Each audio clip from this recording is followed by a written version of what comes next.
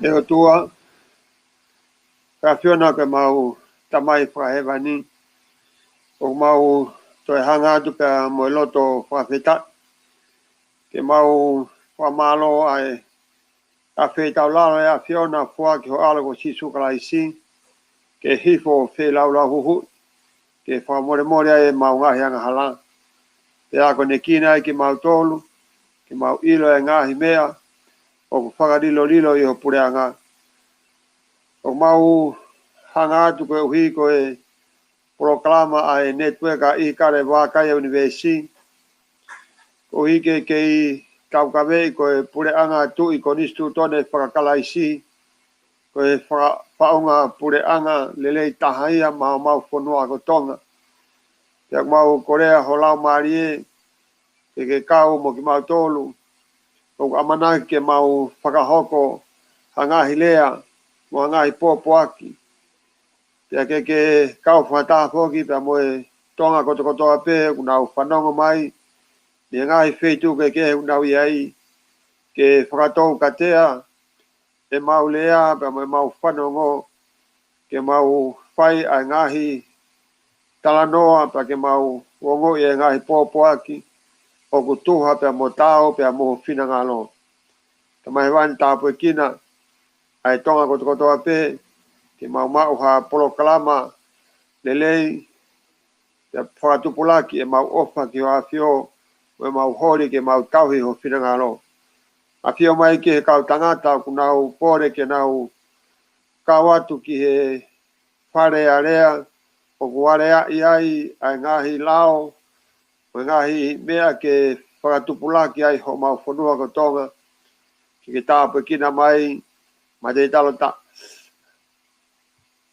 mau inga ka maa siwa tau te whoki a aunga whinau kioa ka maa lui unga pa pe whoki a ofani mei tolu kina tō kotoa pe nau pore ke nau alu ki whare area ki a tek nau tolu e lau maari e ho awhio ta mai wani mau tangi atu ki awhio nā ke whakakakato e mau lotu pe ke tau kau whatapa mai awhio na i he proklama o amana ke mau whahau ko e ngalo ea ke mau lotu ia mo opalahi ki o awhio e hua whao ko sisu kalaisi. Amen. Amen.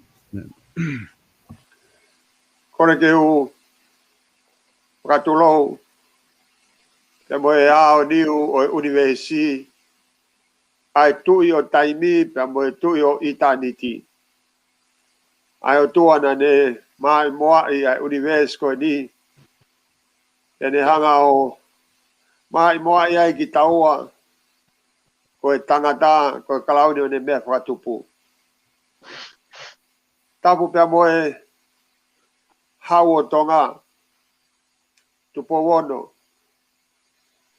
ko e tui ko e pani me meilangi ko e whakamaunga o e whakaapa-apa ki he tangata tonga koe whafofonga oi o tua ki he kakai koto ape ko tau whonua. Ai aku mga tuungai e tau ofa o tua e tau tauhiai e tau apasia ki he hau e ngai hau e tau whakaapa ai ki ho tau hau. Tapa mo he tahine kuini nana spau tukuaho ko he whehuho ai whonua. Ko he whiri e meilangi ke hoko ko he kuini o tutonga i he ono o e ngahi kuonga. Tapa mo he tama pirinis kalauni tupo toa ukalala ka mai hoe ki no pere whonua. Tapa mo he ek paremia ka mai ka minista o preanga tapa ke se wharearea ka mai hoe ki whafofonga wharearea. Tapa ke kau Palestini o ngahi funga waka o ngahi siasi ka mai si kau whefkau. Tapa ke mātua tau whonua ka mai si mātua matapure unau whakamolo malui ai ngahi o wau ho ta whonua. Ko kore ke a whake atu he tal whatapu te ria si kau pure whawahe ka mai kau sakolo. Te mo e tonga koto ape o kumau o ngona ai reo o e netueka i kare wakai o universi te mei he retio a Silvesta tonga te mei Nusila i he whiawhini. O mau ha loto honga ia mo whiwhia i te mau ha whainga maari e ke tau polokalama whakatahai i he tau netueka. Hange koea o kumomea i koe kau whafofonga o kunau pore ke nau alu atu o kau i he whiri wharearea i tonga te nau loto taha ke nau hau o kau whataha i he netueka o i kare wakai o universi ka au kunau whiri tau ataina pea au i kai ko hapati whakapolitikare ai netueka koe ni. Ko e tau netueka o ku ataia ki hataha pe. Ki hatonga pe. Ia whahinga funga waka pe. Ia whahinga pati whakapolitikare pe. Ko mea ku mahu inga iai ai netueka i kare wakai o universi ke tau uonga taha. Te tau mau ai lau maari e lelei. Ko hi koe hae ngahi mea te tau talanoa i he tau netueka. Koe ngahi mea ku hoa ta tau pea o ku tau pea mo e whinangalo o tua. He koe monu i ai o ku ta inasia ki tau a tonga i he kuonga koe ni. Koe ta tupu hake i a whonua ne osi matuai e he kau paionia ho ta whonua o whotuu ai o tua koe o tua ia ho tau whonua. Pea koe o tua koe ia pea whai ai hono whakakau i o fusi hafuka ke viringia i e whonua ko tonga. Pea ku taa alo ai. Ai taa o kalaisi. Pea ku whaka ari ai. Ai kolosi ko hi koe whei lau huhu i. Koe ia kai ngā tonga ko o kou whaamu pe. Koe tau proklama he pōni. Te tau mau ha hori. Muha whakaamu. Ke tupulaki a tonga i he merino. Pea mo e whio whani. Mo e wonga taha. E whainga maari o tau mau i he pōni. O tau kau whataha pea mo te wita ngalo a whetoafa. Kau mafua kia ma te talo maho inga. Pea pehe kia siwa taufa. Koe whafofonga o whaamu ke ne whafofonga ia wawau tahao no ko haunga whinau kioa.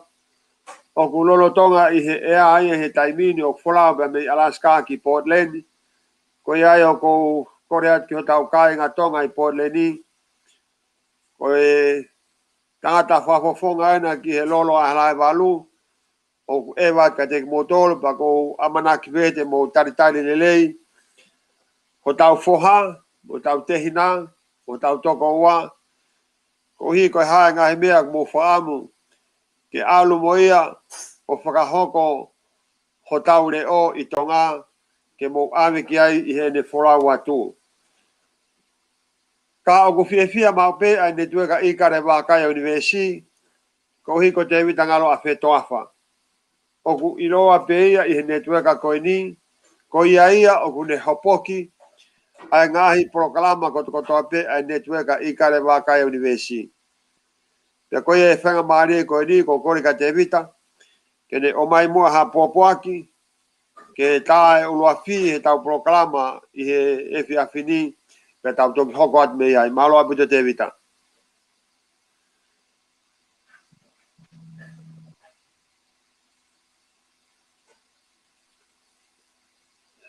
Pamo meha mai ka te vita.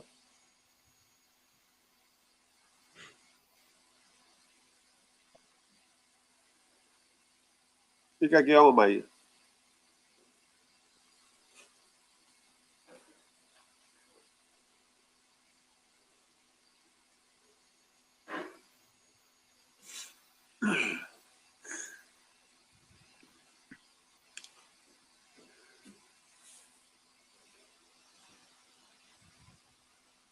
Si ve stafa mo mo ke si ange ki he laini ko te vita pe ku oni pe me ko.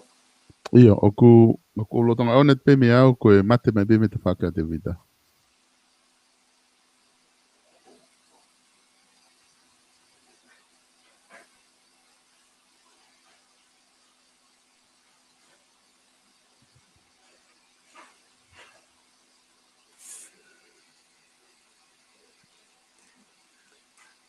Lolo tonga ai whenga a te vita pe me Hawaii hoek me kainga ke whalelei mai ai mea ngau e kune whakaongai. O tau fia ko hi o tau kaupa mo siwa tau whai he tau proklama e poni. Koea ko kore ka siwa ke ne o atu e ne popo aki ko hi ko hapai taha tolu. Pea kai ko ia pe ka ko hi ko e kainga me he foi one one. Pea mo e tonga ko toa pe o unau amanaki mai ki ha whafofonga o e kakai muri ki a te ki tau tolu kone u tau whotua i ngai whonua murini. Koe e sua e whanga maari ko ni ko tuku atu kia koe. Kai toki hu mai pia te vita i he taimi koe e mo ui mai e ne laini. Malo siua. Malo atu malang. Tako kore bege u whamalo atu ki he tonga kotoa bege mo mea mai ki he proklama koen i he fiaf koe ni. Whatawanga be te tau mau ha proklama whakawhiawhia. Ki hangahi uni mea. E aonga ki o tau pure anga i he kaha u. Ko mau pore. Ke mau whoke atu ki tonga. O kau he kandidate ki he whiri. Ai au whahoko i Novema e uawhi wa taha. Neong o gui kai ke poupou e tokolahi ki ai. Ka mau lotolahi beke mau pore ko uhi ko e ofa ki o tau motu tupu anga. Te u ki lawe he whiawhini. Ki he tefi to i whatongia o e tangata i tonga. Mo e whewhine i tonga ko toa pē.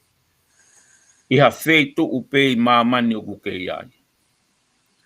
Aia ko ta tewhito i whatongia ke ta malu i e konistu tone ho ta pure anga.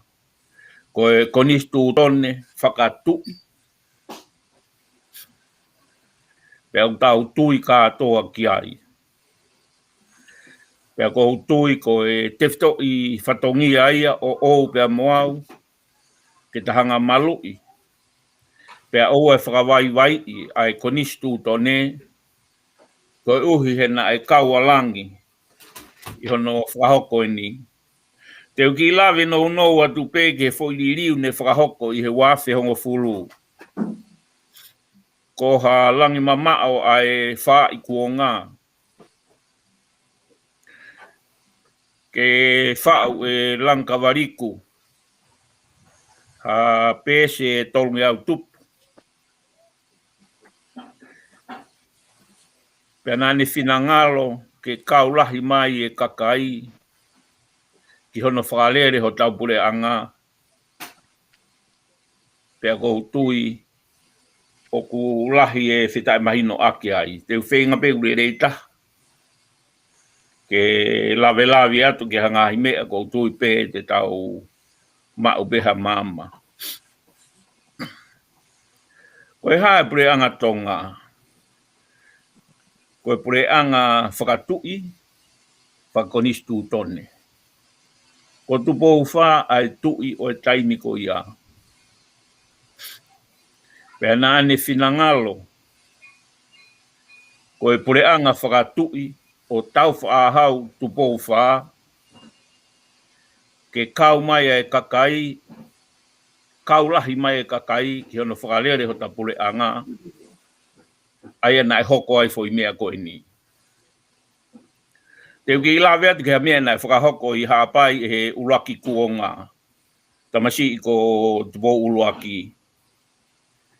Nai whakaha e lau maari eiga tupo uruaki. I he ne ofu hake he ne tō whā. Pea nā ne whina ngalo ai. Ke tala ke ne kau fu ngā we. Ke ne fu kau ngā we. Ke nau mātuku atua. Aia ko ne langi mamao. Ke oua na atoi iai hataha. E ngā ue whakapōpula ki hataha.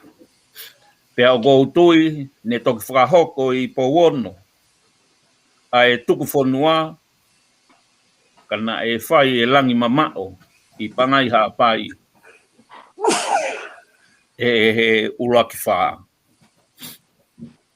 Nā e toi tō wholofola whoki atu pō nima. I pangai. O ne pehe. Kua pau ke whai e liliu. Wawe mai. Pea i he ua noa hongo furu. Na e whoaki ai e whoi kongko ni. Ai koe konga ni o tau he ai. Ka kulota motuani ke wahe atu ke tau ki i wahe ai i he pōni. Na e whoaki e tupo nima. Ne whinangalo pe o kurerei pe toko hiwa ia ai hou e ki. Kai ke lawe ia he motuani. Pena e loto fie maari e kai hou e ki pe i kai. Ka koe whinangalo ia e tamatui. Mou rerei pe mou tolu. Mou nofo pe ki mou tolu ia he toko hiwa. Pea ki he kakai. Ho mou toko hiwa. Pea ne wahe i mai. A ai ne konga whiri. Ai na ne whiri. Ai pare e mia. Pea whiri mo ne kau kapineti. O mai ia ke kakai. Ke whakalahi aki. Ai kau whafofonga. Ke toko hongo furu maafitu. O whaka o tua e ririu. Pea o tau tui mo oni ki ai. O ko loto ke u la vea tu ke kongko ini kono hinga. Ko e pako whapapalahi pea uia ki he ongo pāti pure. O pure anga. Whamalo atu ke eik pare mia lolotonga. Ai matangi maarie. Ai ngahi ngā au e whakalakalaka o whakahoko. Kau kia i beki i whokotuu ai tangatani. Kia te au. O kukei taimi pe ia. Ke hanga e he pare mia. O ririu e pāti peki. Mo e pāti temokalati. Ko e pāti pe taha o ikai ke nā whehanga hangai. Ko e tau mua ki whakahoha koe ni ko tau hala ki he whakaauha. O ku pia e mea o tau lawe i peho tau ngahi o tumotu Pasifiki. Nei ai ha tangata paremia o motu ko Solomone. Na ne fai ha fo I whakataha mo haonga whaafofonga me Isiaina. I he hoa taha, ke he paanga e te au miliona Amerika. Ke a hire fo I whakataha koe ni, o kumore ai e kerianga koloa a Solomone, ka e tānaki ai e Isiaina, ai paanga lahi au pito he tau. Lau miliona. Pea o kuia I tokanga e motua koeni, ki he tau whelāwe I holo, mo ngahi pure anga, o kui kai ke nau tui ta tau mo tau tolu, ki he tau ataina ai tangata. Ko horau mo ua ki se aina, ko tui ko e paanga e wange au tupu. Wo tui o kutotonu lewa ke whaiha whakama opo. Ko tau pure anga. Ke tau ata whaka au furi, me he mo ua koe ni, he koe hala ia ke he pōpula. O kui kai ke whaingofua, ka kumalawa pe he tonga, ke whakahoko e ngahi ngāue koe ni. Te ulawe atu haki I mea ke nehanga o hulu I mai, ai uhinga ko ia, o kui kai ke mau pou I e whakapāti. I he wafe taha fitu, ko e foi case aisi, e hongo fulu, o tau pule anga tonga. I he wafe taha walu, ko foi case e walu. I he wafe taha hiwa, ko foi case e hiwa. Ka anga tonga, mo manatu iange na e taha pe pāti, ko e pāti e pātoa. Neongo na e fatu e ririu ko e ni, ke kaulahi mai kakai ki hono langa e pure anga, ka na e hoko ai mea ko ni. Pea peki ai paremia ko ia. I he wafe wanoa, ko e foi keisi aise ni mangofulu mātaha. Ko e wafe wataha, ki mā asipe. Ko e foi keisi, e ua walu he ulaki mahina pe tolu. Aia u tau hanga atu, ki he launge au keisi ia, o e aisi I tonga. Ko hota whatongia, ke ta malu I e konistutone. Ke ta tau pe, ai mau mea, mo masiwa, mo maulalo, I e taimi o kuhulu I mai ai lao, ke ne hanga whakamaro hia ai konistutone. Ko e ripoti Amerikani ki he aisi lahi taha kuala huu mai ki Amerikani, o whakahu mai me he Patagonia Mexico pe mo Amerikani. Pe aku ripoti mai ia, ko e aisi ko ia, ko e mei pesete hiwango fulu topu, ko e huu mai me Isiaina. Kai ke tau tuku aki e tau tolu hata. Ka mousio pe ki he tau. Ia mousio pe ki he whakautu utu a matakari ko he ni. I kai whai e nia ko he tau whihia. Ka whai pe nia ko he tokanga lahi. Ke malui e tau konistu tone. Toko whie whakamatala ka ki whewhine. Na ele retu he halalo tonga toe sinou ke haki ngata ku flow seni pe mei mati. Pea whewhine koe niu ne whaofa ia. Pa ne hanga o kofu I ki ngata koe neha tupenu. Awe ki hono api. Whakamawhana. Pe taimu koe na e mawhana I ngata koe ni. Ko ta foki hake ki ngata ia o e whewhine koe ni. Pe ki mo ke mate whewhine. e ke atu e whewhine. Nā ke me mate pia o whakahawhi koe. Ka koe ahoni, o ke hanga e koe o tamate I au. Koe ki ire aino ko whai atu pia whamore more pe kau taki e pure anga. Kono uhi ngā heu kai ke u loto ke u tukua ki hata, ni ongo ngahi ngāu e rei o ku whahoko. Ka koe ki whakatokanga atu pe. Te ria, na aku iai hatau ni ihi. Kuna u whakaolo oloi. Pea whenga I e pureanga koeni. Ke nā wala mai, e nā whahinga tui whakatewolo. Ke lawea ai ho tau motu. Pea kou tui au pito ki ai. I kai tū ngai ko ha tau whihia. Ka koe uhinga ku totonu ki tau tue whakapoto ange. E ngahi whengau ake u tau whai. Mo ngahi pureanga koe ni kai tau te whito ki Shaina. Koe ki me aia ko loto ke wahe mo ki tau tolu he whiawhini. O ko ofalahi atu au pito ki hapai taha tolu. Te ki tonga tapu whit. Te ki wawau tahano, wawau taha whaa. Te ki he tonga katoa pe o ko mo whanongoa ai polo kalama koe ni he whiawhini. O ko mao ha ofalahi atu ki atu ki mo tolu. I he whiawhini.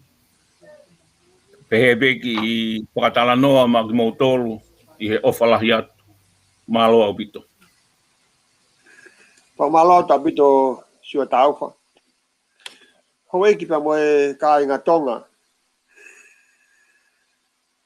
O amua na mo pahia he whanongo ki he netweka I kare wakai universi. O ku mau whakamatala I atu. A e mau whakakaukau. Ke kei nofo pea tonga. I he tonga monu ia. Tonga tau ataina.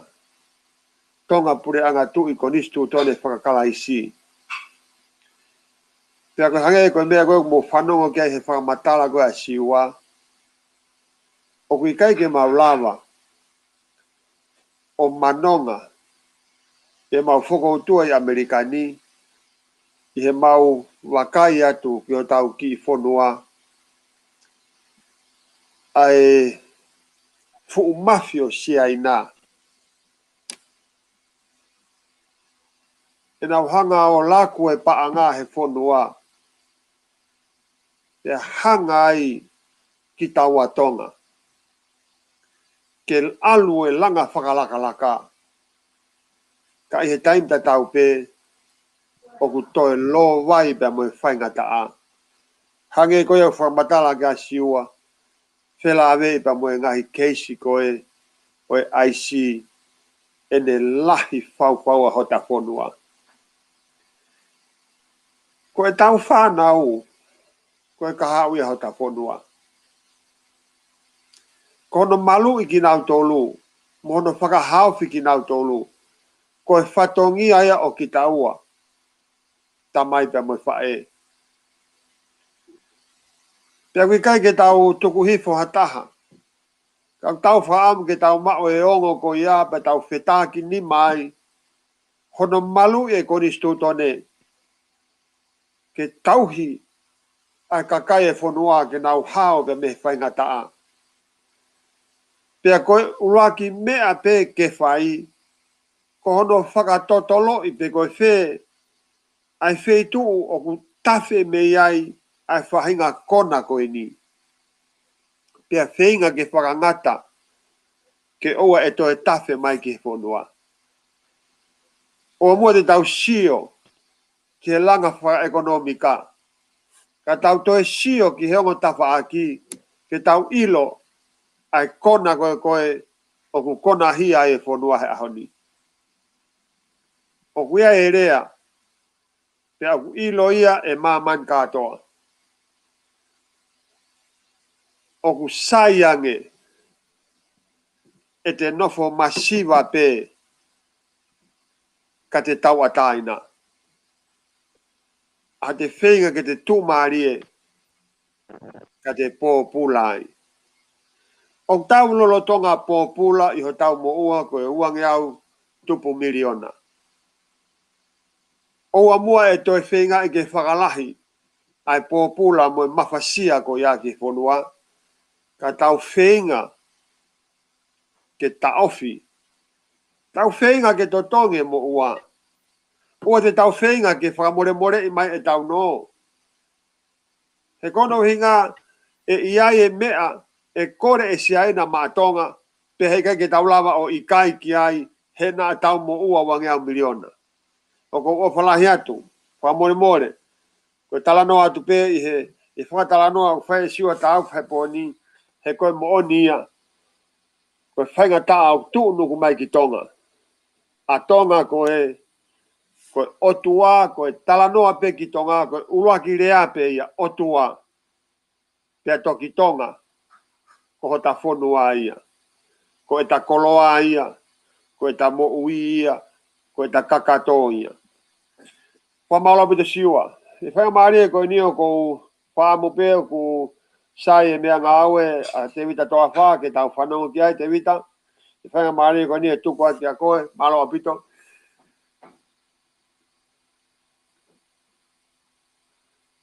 Ka ke onga mai teita. Sai pe ke te whainga pe ke wakai pe o ku iai pe ha mea ke rawa lea mai. Ka tau ange whainga maari e koe ni ka talo. Ma te talo mawinga.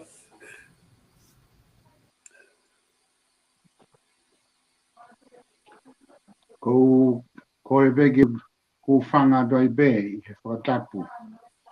O a whaki he whiwhini e me he tau Proklama Network i kare wākai. Ka tā ke o whahās ki motol i he whiwhini. Whikau aki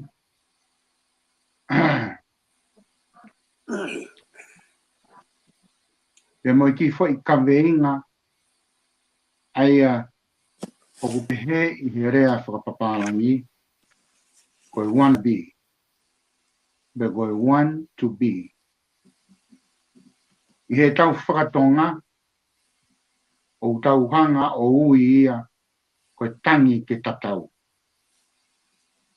I he whiwhini te tau wakawakai ki tangi ke tatau pia mo e tau toe rea tonga i taha koe tuhu ki he umata.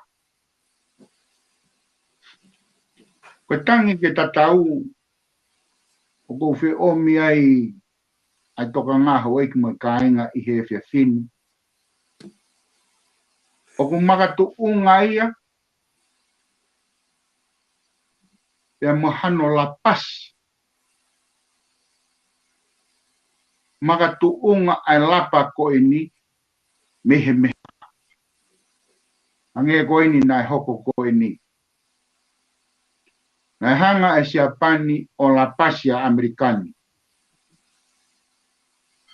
Tu unga o sio a siapani ke ngahi lelei au faua o Amerika. Tangi a siapani ke tatau mo Amerika. Pomo e siapani a beo hapa. Hamena hoko ai. Fusi lafa be taha Amerika. O keiki ki ia ai. A ki whanua ko ini. Lau i tau tangata. O au ke hahoni. I rotonga ko ini a whaka osi osi. Ai tau hono ua. Nai hoko ai. Ai mea ko ini mahino i ka te tautou ko Cold War. I he wahaa ko ia o Amerika pe mo Lusia. Nāna whetā ati whakalongolongo pe. I te whito i uhinga. Na i kai ke na tau. O asi ki tua. He na i kai ke na hanga. O whakamooni. Ke declare war hataha o Kinawa. Ke na whetā aki. O hange koe ngai tau koea i he tau uaki, ka mo tau hono ua. Aia ko haime nai hoko he ni, Mahino bega te tautou I tā noa historia. Na kamata rewa ke na tau wheturi. Ko tau wheturi mo whi auhi ko ni. Ke superpower ko ia whamamanahi. E nai urungia ai pe. A Lucia. Neongo na osihanga a Lucia o puke mai a ngai whonua. E nau hao ki hono maru maru. O hange koia ko Ukraine. Ko toake. Ma ngai whonua ke. Ko i ngahe koe whakakaukau a Lucia. Ki hono puke mai ngai whonua koe ni. Ke nau hanga o omi ai tui whakakomi niusi. Ke hoko ai tui whakakomi niusi. Ko foi mea ngawe te naurawa ke la pasi aki. Amerika. Ake nau ngawe aki. Ai iwi ko ia o kakai ho nau whonua. Pego ngai whonua ke he aini na I hono maru maru I he aha ko ia. He koe haa koa ai superpower koe ni. Pe koe iwi pure whakamamani lahi koe ni. O ku nofo ai ngahi whonua o mamani. O hori mo tangi ke tatau ti Amerika. Ulu aki, o nau manu I he I whakakau tau o Amerika. Ko hono wā, o nau manu ki he iwi whakaekanomika o Amerika. Pe he iwi whakaekanomika koe ni, o whakaha mahino mai ai ke te tautolu. Ko Amerika koe konsuma lahi tahaya I mamani. Hange koe ni, koe konsuma o ku ome ngahi koloa a ngahi whonua kaua ia shaina he otumua. I he ome aina ngahi koloa. O whatau mai ko ia ki kakai o Amerikani. I he ulere mai ki Amerikani o wā udia honi o kou whatoanga iai pe moe me a ko e ni. O ku toi kaube I Amerikani I he whika uraki taha. I he waste lahi taha koe. O e ngahi koloa ae o kulawa ke mau mai. I kai ke ngata be me shaina pe mo ngahi whonua ke hekehe. O au ke ngahi taimi ko te whatoanga iai. I kai ke ngata be I he kaupaparangi. Ka ku hoko be mo e mea koe ni. Ke ngahi whaetonga. Tange ki ofe fine, ke kumi mai ki kofu o ksai I ai. Nao ki whare koloa, kumi mai e kofu e ua. O me kofu ko ia, hawe ki ofe fine ia. Hanu ki heine tamai. Whakaheka he tamai ki ofe fine, e rea ki whare koloa, ke kumi mai mea koe o kuloto ki ai, toi o me kofu ia tolu penima. O si koe ai wike pe moe mahi na wao o se tau. Koe ki kofu pe ia taha pe ua o kutui he ki ofe fine koe ni. Me he kofu e nima pe fitu koe aina e kumi mai koe ia. Ka o mei koe mahi na kotonga pe fok. O kei whai pe whanki shopping pe heni. E he mātua ki he nau whanau. Aru pe taimi moe whonu e kolose ti. Hoko atu pe mo toi hiki ate u kofu ia koe ni o awe ki he garage o tukuai. O se atu pe ngahi mahina ia. U toi awe me garage ki he wewe. Pe koe awe ki he goodwill. Aia koe ki whamo oni. Pe koe ki whakatara noa koe ni. O ku hoko ia I he api kotokotoa pe I Amerikani. Kai ke tau tau tara noa. Ki hono mau I koe. O mea tokoni. Aia koe hahon uhinga. He o ku where, ai mea kere ke he. Kai ke ngata he ene where. Ka o ku toi maa taha be whoki Amerikani. Iha toi whonua I mana. Pe ene pe he rewa. O hoko ia Amerikani ko konsuma lahi tahaia. O ha toi whonua I mana. Pa ku hanga he ne. To onga ko eni. O toko ni kono vilohi o ekonomika koe a Amerikani. Pea mo ngahi uhinga, mo ngahi whounga ke heke. Ko haa taha o ngahi. Sio goeni a ngahi whanua ki Amerikani. Ai nau tangi ke tatau. Tangi ke tatau ko he ngā, ko iwi whakapaanga. He ku hoko whoke paanga Amerika. Ko paanga e ke whakaaunga i whakamaman lahi. He ko nau loto. Ke nau mau ai fo iwi whakapaanga ko ini ke hoko e nau paanga. Ko paanga e ai o whakaaunga i whakamaman lahi. Hono i ngā he toko nia ka ki nau tolu. I hono milohi e nau ekonomika. Oi ki mo ka inga. Te tau ai pē ai rea totonu i he ku whakakaukau. O i kai ke ngata pē.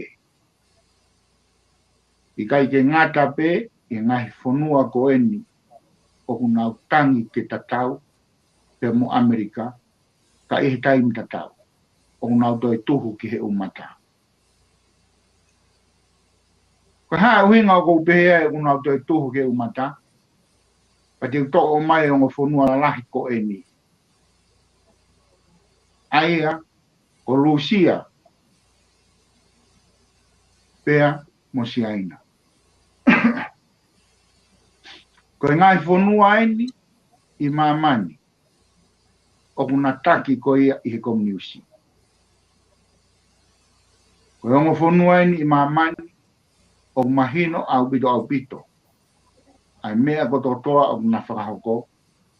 O whaia i he tui whakakomuniusi.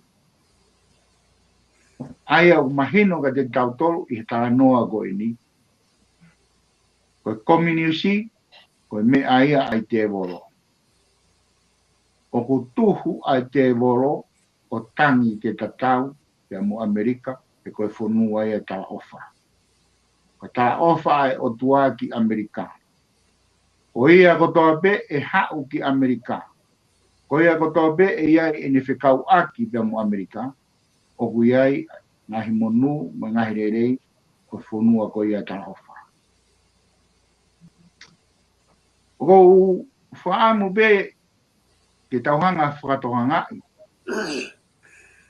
ai olo poto ko eni ai ngata ko eni o kuhu mai aki e siaina ki he ngahi otumoto e Pasifiki kawa Tonga pe mo ngahi wheituu i mamani ae o whanoa ki ai a siwa pe mo maumalanga i he whiawhini o investi ai koe a siaina. O nau hu mai o waka mai i he fo yoloto ke tau business partner. Pe iku ange ki he osi koe ai business partner ko hoko a tonga ia koe business prisoner. Pe koe business popura. Koe kai ke partner tonga ia business mo si aina ka ku hoko a tonga ia ko hanga e si aina ia o ai maia ki he kia ho tau whanua o popula ia ki tonga. Heke mai ai olopoto koe ni ke hoko a tonga ko economic partner pe mo si aina. Ko ha mea ku wiku ki ai, ko mea te tau wiku ki ai, ko economic prisoner, pe ko economic popula. Aia, i whaka osi, o tau tangata ko ni ka pau he kai te tau tokanga.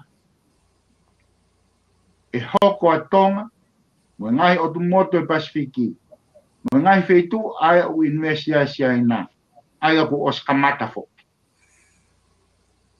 E hoko ki nau tolu, ko e ufonua, ko taki po pula ia, e si aina. O ko whaamu ho eki mo ka inga tonga, i tala noa e whiawhini, ko e hala pakapaka lelei au pito. O ka pao ku mo mea mai. Hala pakapaka lelei au pito. Ke awatu hataha ia deki mautolu, ko e whiri whare area, ke kumi ho mau masiwa, pe me ho tau whunua. More ke mamao, koe mau atu ke whiri wharearea, ke kumi ha mau langi langi, ke kumi ha mau whainga maarie, i kai au bito.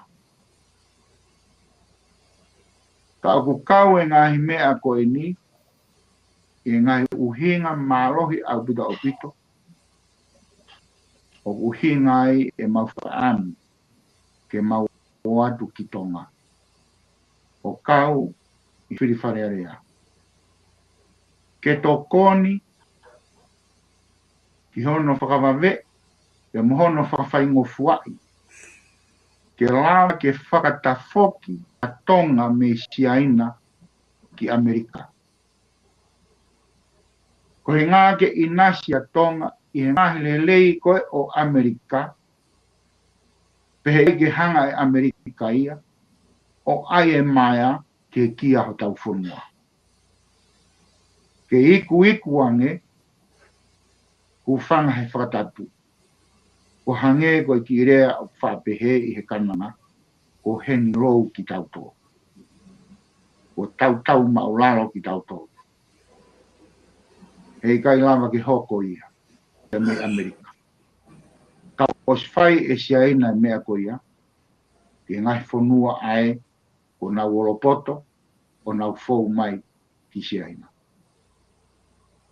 Ko me aia, e hoko ki tonga. Ke whakatafoki a tonga ki Amerika. Ko hono ua,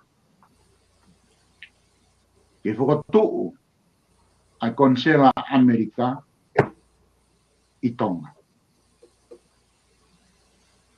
Ke hono tolu. Ke matu aki to'o au pito a siaina bea mei tonga, o kore ke nau foki begi ho nau funua. Tuku bea tonga he wei be hono tui, pe mohono pure anga, pe mohono kakai. Pea ku nau irope, ai mea koe ke nau fouai. Pe koe mea koe au os mahino bega ki tātou. Koe mea mahu inga taha ki tonga. Koe lotu, pe moe ako. Ka pao he kai ke tauhanga, o taaki fuu a siaina pe mei tonga. E ka mata rewa ke ririu ho tau whonua, o hange e begoini ku tau sio kia i he ahoni. O hoko ai aisi, ke whakahingoa, pe mo whakainonga i ake a tonga, koe pure anga o aisi i mamani. Hange koe whakatanoa nai whai e siwa ne nai. Ko production o taha o meth. Aia unehanga koe o omi ai IC. Ko hao ia bea me siaina. Peka pau o kunaulama o omi ai ngahi whatu tāmaki koe ni ki Amerikani mohono ngahi security, mohono kau polisi e whewhia tonga. O ku ikai au pito ke iai hatalanoa i he whiwhini. Ke pehe o tae mahino ka te tautoru, koe kakai o siaina, koe whanau bea o tua o hange be ko ki tautoru. Kau whemau be ke mahino ka te tautoru, koe fu konga lahi o siaina, o kunau ihe maru o te volo ko ia koe komiusi. Koe toenga koe o kakai o siaina, koe kakai lelei, pea koe nau whia mo e kina he aho ki he aho i ngā wei hanga he rei mo nau ngā whāmiri. Ka ko hono pango, o ku nau i he maru o pure anga, ae koe o pure e kau komiusi. Pe i he whotunga koe o komiusi.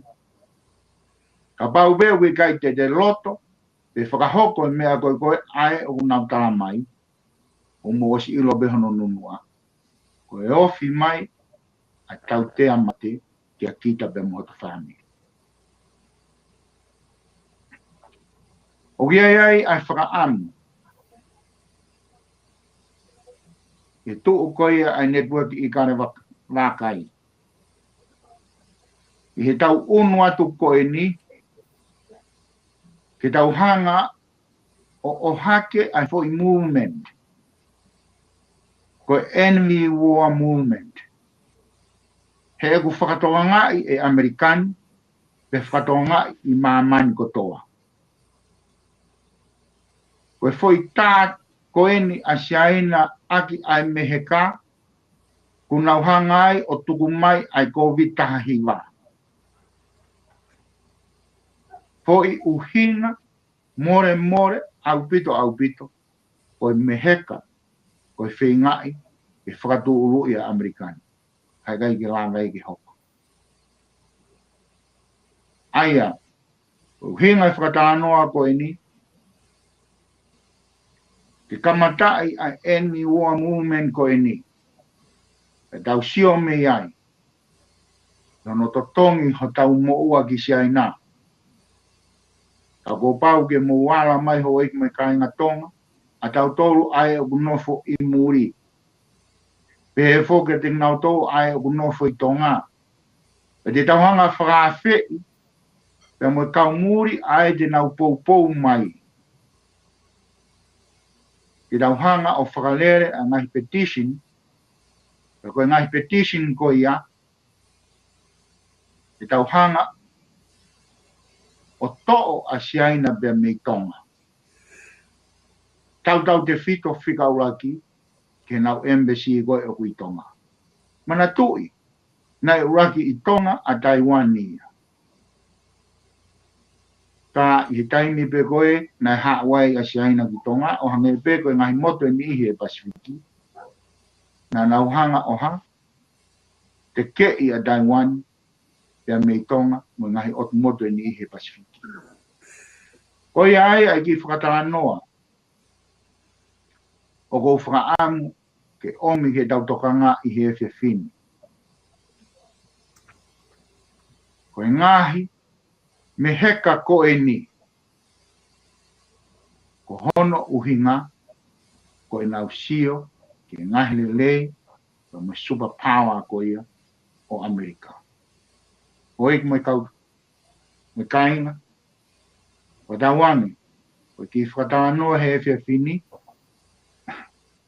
E nanga omi ka te tau tolu ai ki whakakau koe ni. Ke tau unu mai ke tau tuu whakataha. Ke tau petition whakamamani lah. I kai ke ngata pe ke lau ke tau hanga to'o a siaina pe mei tonga. I tainta tau. Ke tau siofaki a ki hafonga ke tau lava tokoni ai. Ki hono totongi ko ia. Ko tau mo ua ki siaina, ai ne lawe ki a maumalapa. Ko watu ai ki whahaa, ma ulalo koe ni he se fin. Whatawange o kutuo ta lere iat, maumalanga, o ko tatau watu, malo o pito.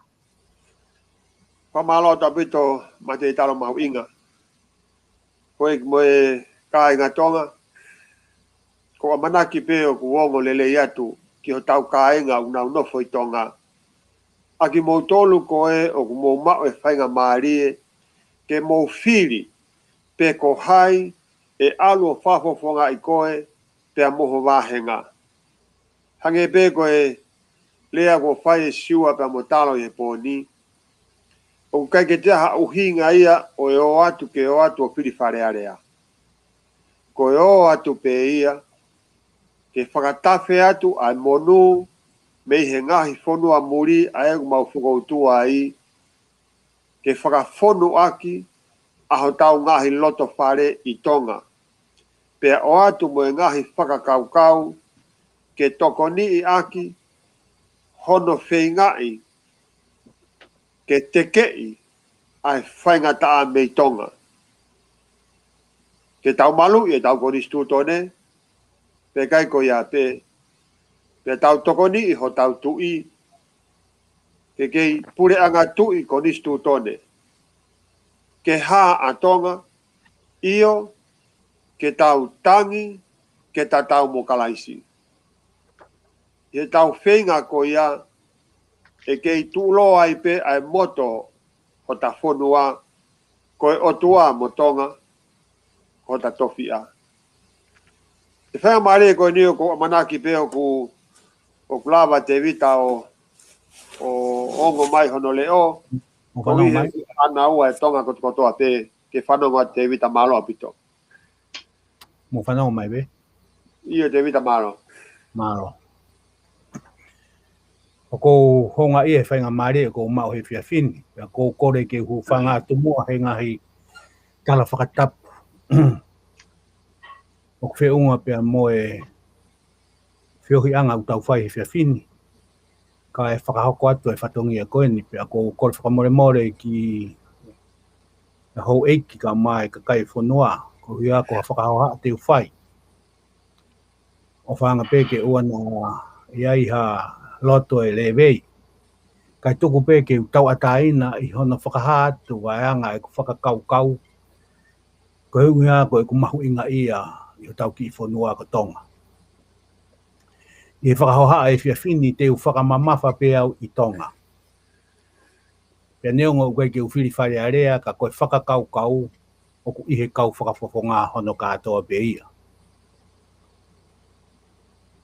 Koe whakakaukau e whiawhini o ku whikau akia pia mua whahinga mo ni I whakakaukau kua hoko o parewa he ngai whanua o mamani pia kau atonga. Pea koe tau whatunga fisi mei mua, fisi mua, pea I kai ke whaalawa ke whakamatala I he tangata. I hono whau koe mamani, pia moi universi o tau iai. O au ke he whau koe o tangata. Nai haisia katoa pe ia ke he whainga fisi mei mua koe lao. O tatau ai pepe nai whaunga whewhe hono whai o whakatupu. Pe na e whakatupu pe I he tau kupu nai mawhao atu. Pea hoko ia. Pe nai whakatupu pe I ha tō wholofola. Pea hoko pe ia. Pe nai whakatupu ia I ha ho pe ha manawa mo ui. Pea hoko ia mo ui. Ka koe ngahi me ani katoa na e kuku ia e he lao. Pea koe ngahi lao katoa ko ia, koe lao ai o tua. Koe tangata na e ngauhi, pea koe e hono lao. Pea omi e tangata ke mamani, mo ngahi rei mo whakafo ofa oku iai, oku iai hono ngahi lao. Pea oku moula loa ai tangata, ke ngahi lao ko ia, ne tuku he o tua, ke mamani ko ni oku tau iai. Koe taha ngai te whito I mea, oku nofo ia I he mo ui ai tangata na e whau he o tua, te uki I lawe kia he ahoni he whiawhini. Koe mea o kui ko tatonu ai tangata. Pea kua whakamamani lahi au pito ai totono ai tangata. Ka o kou whi awe pe a e tau toka ngā ki he mea koeni. He koe la, he kou tui koe wālau lahi taha kua hoko he kuonga. O tatau o kaike pe heko tonga pe, ka he ngai whanua hono kotoa. Kono tuuaki mo e teke o totonu ai tangata. Pea kono unga kono teke pea mono whakamahu inga I e tono e tangata. Kua hoko ai e tau. Kua hoko ai riu kawa. Kua hoko ai ringi toto. Kua hoko ai wheke ike I. Kua hoko ai mā wahe wahe. Kua hoko ai whetau whehia aki. Mo e ngahi uri kehe kehe. O tau nofo he mamani. Pea oku nofo katoa pe ai ngahi mea koe ni. Kono uhi ngā koe malu malu. Pea moe mawhai. o whaahinga tui ko ni pe ko ideology.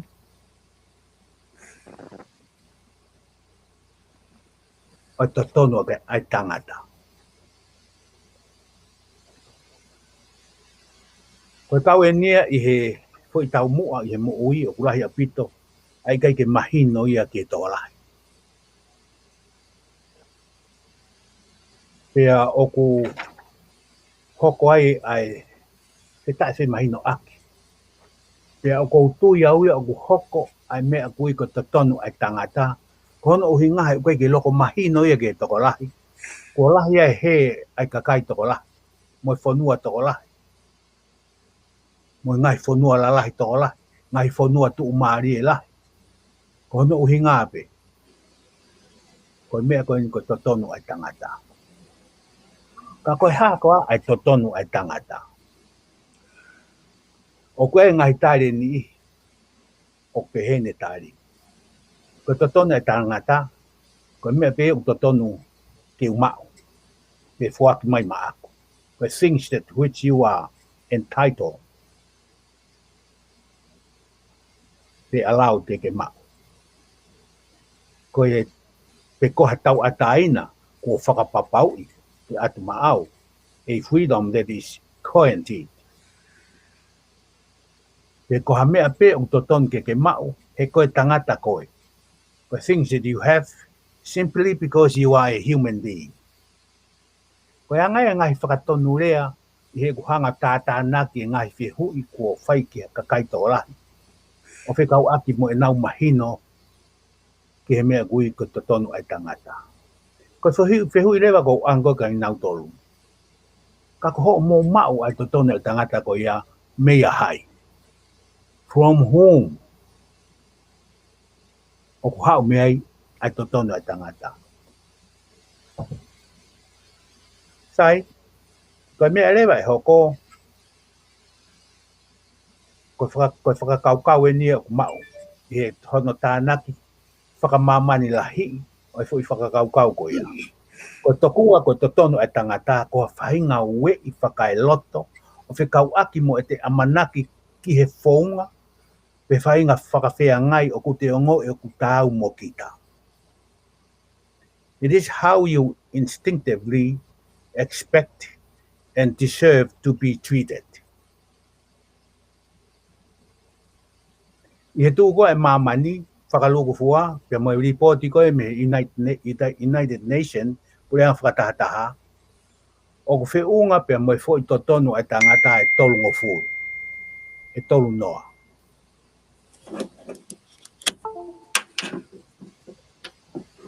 Pea i he kusio koe ki ai, koe kau e nia i he ngahi mea lahi whakauriuria, ke whai hano kakau. Ai to tonu kehe e tolu ngofuru ai tangata kua lawa ke whakamā opo he ngahi he pule anga whakatahataha mamani, pea whai hono teke. O kai ko haki ka venga si e nia. E kainga, i he whakaukau e motuani, ta mukataki pe, o kou whiawhia pe au ke whakaha pe whakaukau, pakapau whihala ki pe mo mau, ka o kou ngoi pe kau, o kou whiawhia pe ke whakaha atu e anga e whakaukau. I he kua ngoi ka au ke mea kui ka totono e tangata, whakatatau ke historia. I kai ke huangau i loi, pe kuia totono e tangata ku asiai.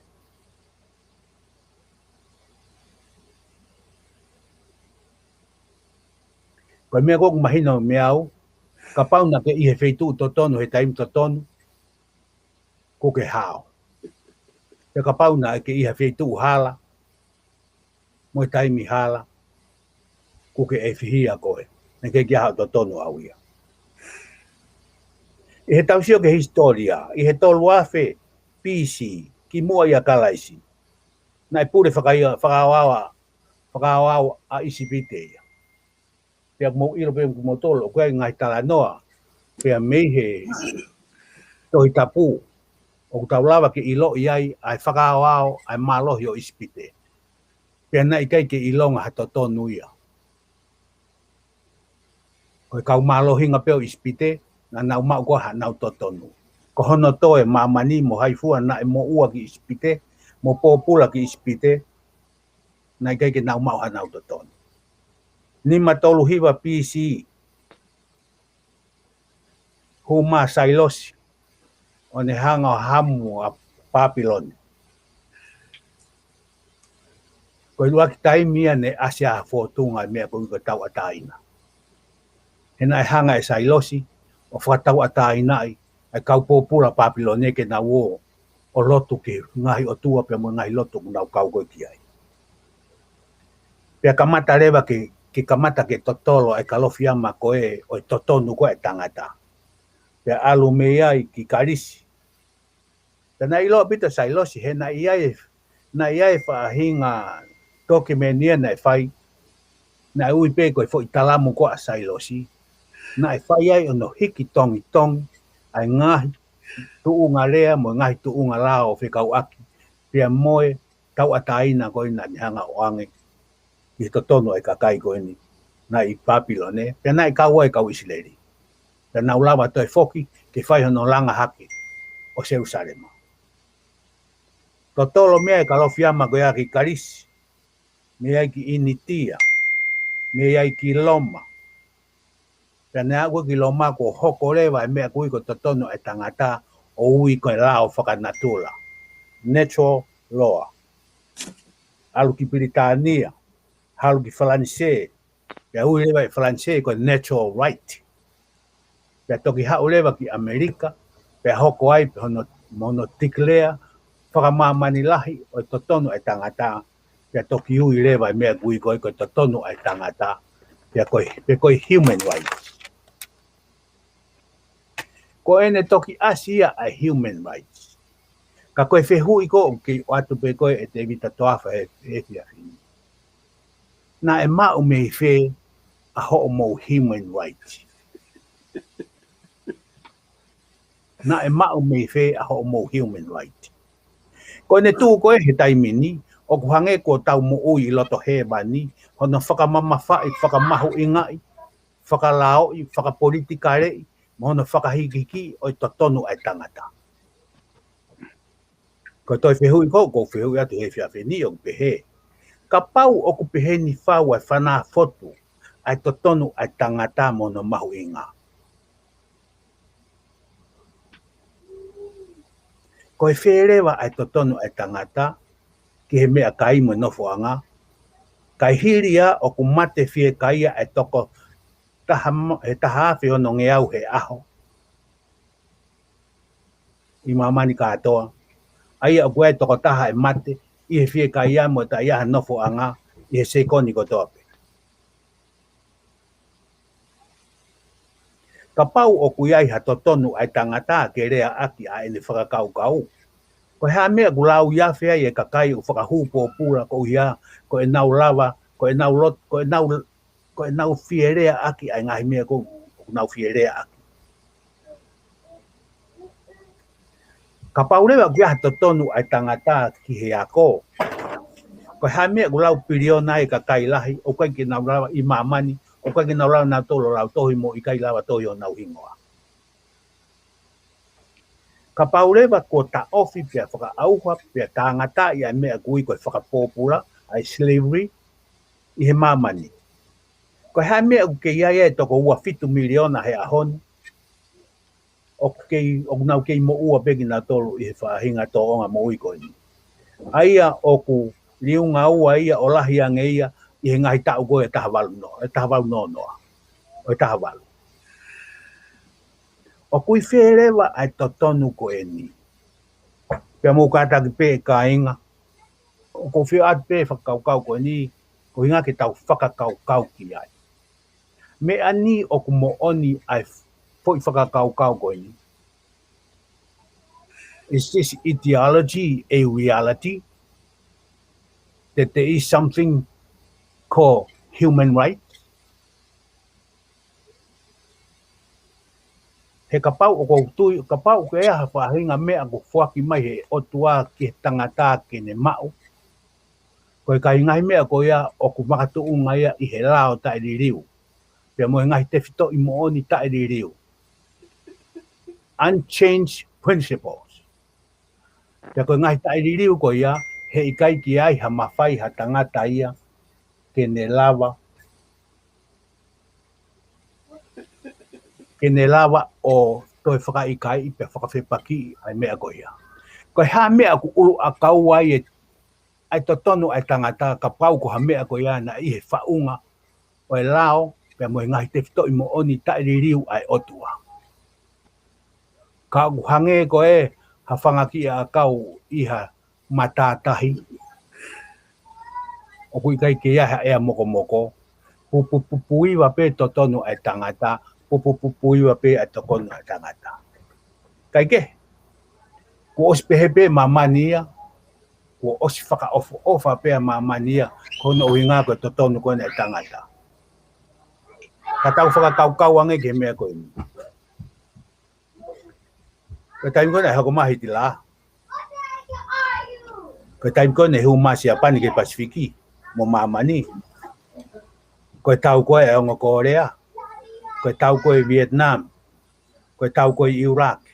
Mo ngahi tau ko tope. O kui fe totonu ai tangata. Me ani o ku ona e mamani ai totonu ai tangata. Hiria ko ngahi tau ko ni o ku nauhanga o whakae haua pia tu usi au pito ai totonu ai tangata. O kou tui o kulahi au pito e tau mata varea, hono e kea e tau ngahi totonu, I hono whakai ai ki tau tolu, e ngahi movement whakapolitikare. O mai ai totonu ko e tangata, ke hoko ia, ko hafo I mahafu, pe ko hafo I mounu, kono uhinga ko na ngahi asenita whakapolitikare. Pe o kai ke uhinga ka noa aku ko ni ko tonga pe. O ko whakamamani lahi mea ko ni. I he mamani o e tui whakatemokalati, o ku tau he na ngahi te fito I tui. Te fito I whakakaukau. Te ideologies. Ai totonu ko e tangata. Pe aku nau ome e totonu e tangata ke hoko ia ko e waka mo hui tua pe mo filo siriwa tau mo whakapolitikare pe whainga whakarere whanua whakatemokalati.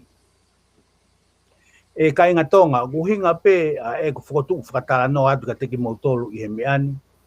Ko e ku whakaamu ke mo ki mea hifo o ki whakakaukau whakalelei. Ki he e tau totonu, o ku tau ui ko totonu ai tangata. Na o ku fuu tō lulunga a e tau hanga whakamamawhai e tau totonu whakai tangata. Kai hoko ai whaahinga, kona mo whaahinga auha pe mo whaahinga moria, o e anga koe mo ui whakanatula koe ai tangata. Kai hiria, o kui kai kia mea pehei. It's only an idea, but it's not a reality. O kui kai ha totonu ia ai tangata, he koe totonu, koe nau ia ai otua. Koe tu ia e mutua koe. O koe kia ha totonu ia te vita toafa. Koe mo ui koe te vita toafa, o ku mo ui pe ia, I he malu, pia mo e mafia totonu koe ai otua. I kai ki ai ha aku totonu ia aku. Koe, pia koe ki utu ia uia, koe totonu ai tangata, ko ha mea fuaki mai o hange ko hato konga kere. Pe ko hato whare. Pe ko ha whahinga mea pe ku te maa. I kai, o kai ki utu I pehea. Koe mea koe kui ko totonu ai tangata o ko tui a uia koe whainga mea ia o peheni. Koe whaahinga ongo. Koe whainga ongo koe u tau mau. O whekau aki mo tau mahu inga. O tau tuha. O tau ngeia. Ko ia o kui ko tau totonu. Pea koe ngahi mea katoa koe ni, oku i kai ke ai hano sino ia ona. Ka koe foi ia usia whakalau maarie mo ia usia whakailoto. Pea koe whainga usia mo ia whakailoto mo whakalau maarie koe ni, oku te ongo iai e kita hoto mahu i ngā. Whakatau ta. Pehe pe ki hukau ngā whanonga. Oku ongo i e taha kotoa pe na e hau i e whau ai otua. Ai whahinga ongo koe ni. Pea koe whahinga ongo i o ko ongo i ko e au, koe ongo i o ko tui, o ko ui ko eku totonu. Pea koe totonu ko ia, o whakaiwi ia mei he otua. O kui kai ke whakaiwi ia mei hakulopu. O kui kai ke whakaiwi ia mei ha whonua. O kui kai ke whakaiwi ia me ha whahinga society. O kai ke whakaiwi ia me ha whahinga pāti, whakapolitikare. O kui kai ke whakaiwi ia me ha whahinga pure anga. E kai ngā tonga. Ko e tau totonu a tau tolu, o ku whakaiwi ia me he otua na ane whau koe ki tau tolu, pea oku iai hono la ona o e tau totonu ko ia. Ko e totonu ko ni o ku tau kawe i he ngahi aho ni, ko e ngahi totonu pe ia na e toki kamata, i he kamata ke whakatoka ngā i he kakai, ai mea o ku i ko nofo ulu a kaua pea mo nofo pōpula. Pea uhi, ko uhi na o si whao he otua ki ho tau lau maari e whahinga ongo koe ni o koutoki osi e kulawe aki ai. O kulawa rewa ki nau iloi, ai mea kou whai ke he hono omi ki a ki nau tolu. Mei he pure anga koe o ku nau nofo ai, o ke he ia mo e tui koe pure anga koe na e whau nau tolu mei ai, o whakahifo mai ki he mamani koe.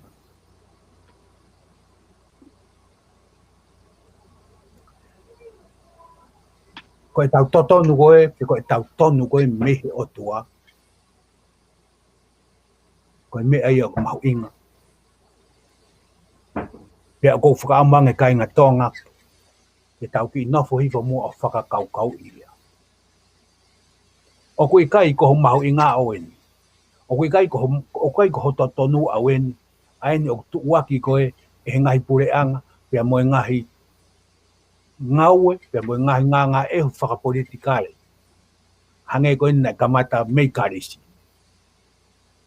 Koe whanua koe na nau nofo ulu a kaua. Nai tāparasia ki nau tolu e pēsia. Ha umoloma, nau nofo whainga tā ia ai. Pea hoko ai peo nau whetau ake pe nau tolu i whalota whanua pe i karisi. Kono uhi ngā pe ko hono tūria mea tatau. O ku kai ke utui, o ku iai hatotonu, ai tangata na e o mai he otua ke hoko ai hono whaahinga mo ne whanau ke nau tau ke nau nofo ma oni ke nau nofo i he fia.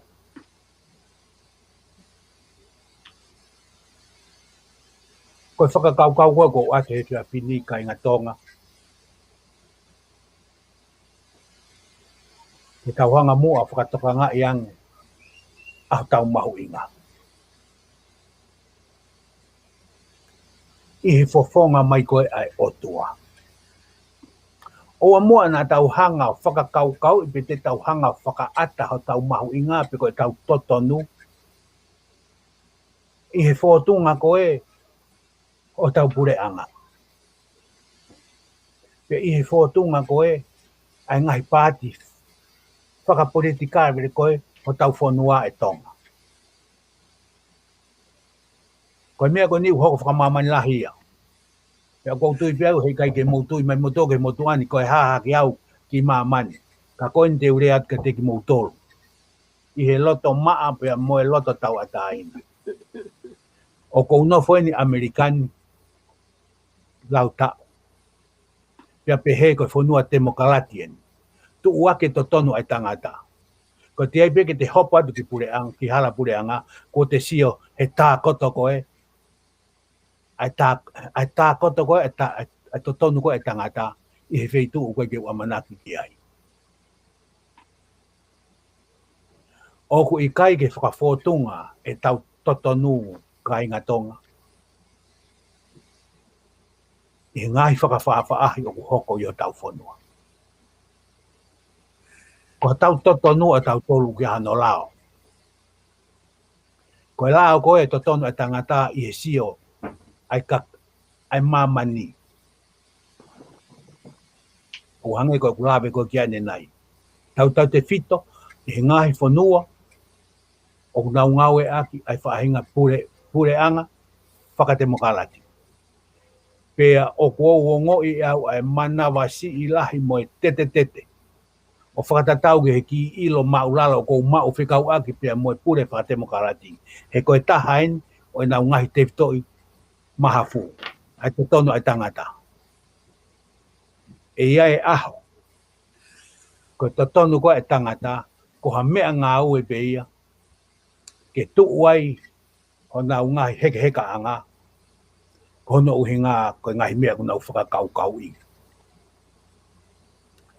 Ko hono iku anga, o to iku pea tonga ia, ke he wipi koa ispite, pea mo ene kau I koane.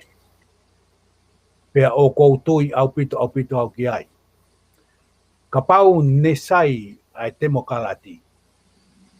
Koe hamea ko fuoloi a ene ka e kakato. Koe talue me I karisi. Ka mata mi franse pia mo na uriu ka wā. Ai ilo ai ngahi whakakaukau koe ni pia whai e riu. E whaunga whanua. Pia au ene ke a honi. Amerika te re ni New Zealand te re ni Australia te re ni. Pia mo ngai whanua lahi o Europe ko nau whaka ofi tokua te he mea kui ko te mokalat kakato. Oku te eki ai pe ke nau ofi ki he fie maari e. Everything is not stable. Ko ngai whanua koe ni hange ko ki mautolu konu whakatua I muri, moni pe ia. Ka koe tau pe ko whai mai ia ki he riu lahi. Koe kuongoi koe ka au. Ke karia tongia ko tonga. Kai ke malawai e ia. E tau sio. Whakai tangata ki ai. Koe mea koe whai e koe amanaki. Ke lawa e tonga o whakafuafua lelei I ho nau totonu. E whakafuafua lelei I ho nau ngahi alunga. Whakafuafua lelei I ho nau ngahi aho. Kai ofi mai e ki waka koe o tua. Pea neongo koe karia tongi aki. Kai hangeha manu ao I he aho. Whaingata a. Mo tae amane kina. O ko whakaamanga be kai ngā tonga. O mahina be te ka teki mautolu ai ki whakalawe mo tua koe. Pea au kai ke maa ke karat ka teki mautolu. Kai ngā tonga. O kai ke hato tonu e mo tua koe ko te vita toafa. Pea oku I kai ke o mai e ku totonu aku ia e hapure anga. Oku I kai ke o mai e ku totonu aku e hapare mia. Pe ko ha minista. Ko e ku totonu aku ia o ku whono I loto e he lau marehi o tua ia te au. Ko hono uhinga ke u iloi e au. Pe kai ke ngata he ku hanga lawe I au o kou lawe I ho kau ngā whanonga. Pea koe totonu ia koe o kou tua ki I. Koe totonu ia koe nai omi he o tua. Koe totonu ia koe o tua loa tonga. Koe totonu ia a tangata mo fine tonga. Pea mo toko taha ko toko pe ko whaue o tua. Ka monu ia taha pea tonga. He koe whanua o ku whakamama ki nā tolu he nā nau tari e lotu. Kono hinga. Ko nau uruak whaa. Pea ku tau monu ia I he tuku whakaholo ko ia. Koe mea kou whakaamuange mai. Ke ua moa nā tau tui, ko e tau totonu e o ku tuuaki. E he ngai whotunga o ku whaka ata maika ki tau tolo o whikauaki, mo e whakarere pure anga. Ko tau totonu o tau tolu, o ku meihe o tua. Pea kono whakaivia koe ki tau tolu i hea tau tonu ko ia. O hao be ia kono lao o nai. Mo mana tu e fo i tapa tolu. Ko e lao ia o kune whakaivia. Ai tonu koe o tau blau koe tonu ai tangata. Ko ho ofa ki ho kaunga api pe ko ho kaunga whanonga o hange pe ko ho ofa koe kia te koe. He koe taimi koe o kuke ofa i ki ho kaunga api o kuke toka i ho kaunga api. O kuke whakaapa-apa ki ho kaunga api. O kuke hanga ofa ki ho kaunga api. Koe ngahi konga ia u asi i he tau ngahi kawei koura. Koe ngahi ulunga ngai au tau mau whakatau taha.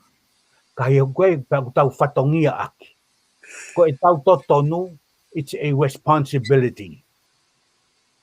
Not only to yourself, but to your fellow beings.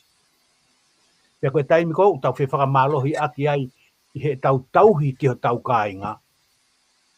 Koe taimi au tau ongo i ai, koe totonu ia. Koe taimi koe maua he tangata. O tau kaunga api a e tau ofa, pia tau mau e ofa tau kaunga api. Koe toi hai ha totonu te tau toi whekumi ki ai. Ka hoko e fo i lao koe ni, koe tau mua ngā ue ia ki he tau kumi he tau totonu. Ke kamata pepe ha mehine awhio, tapu pia moe feitu una.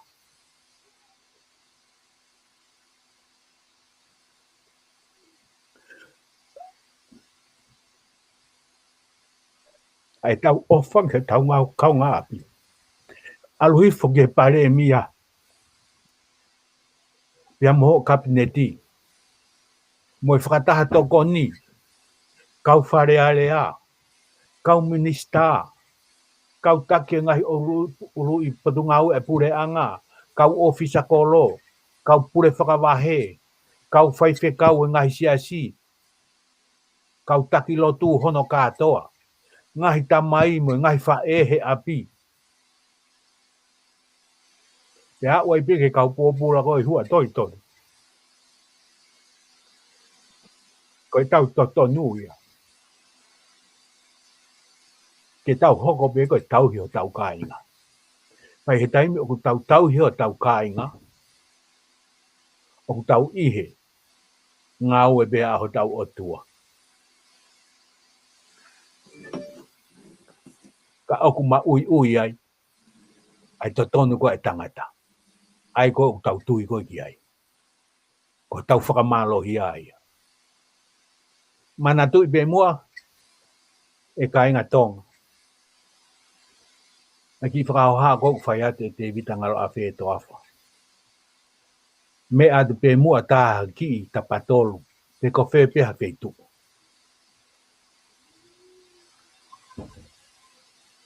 Ko tau tolu.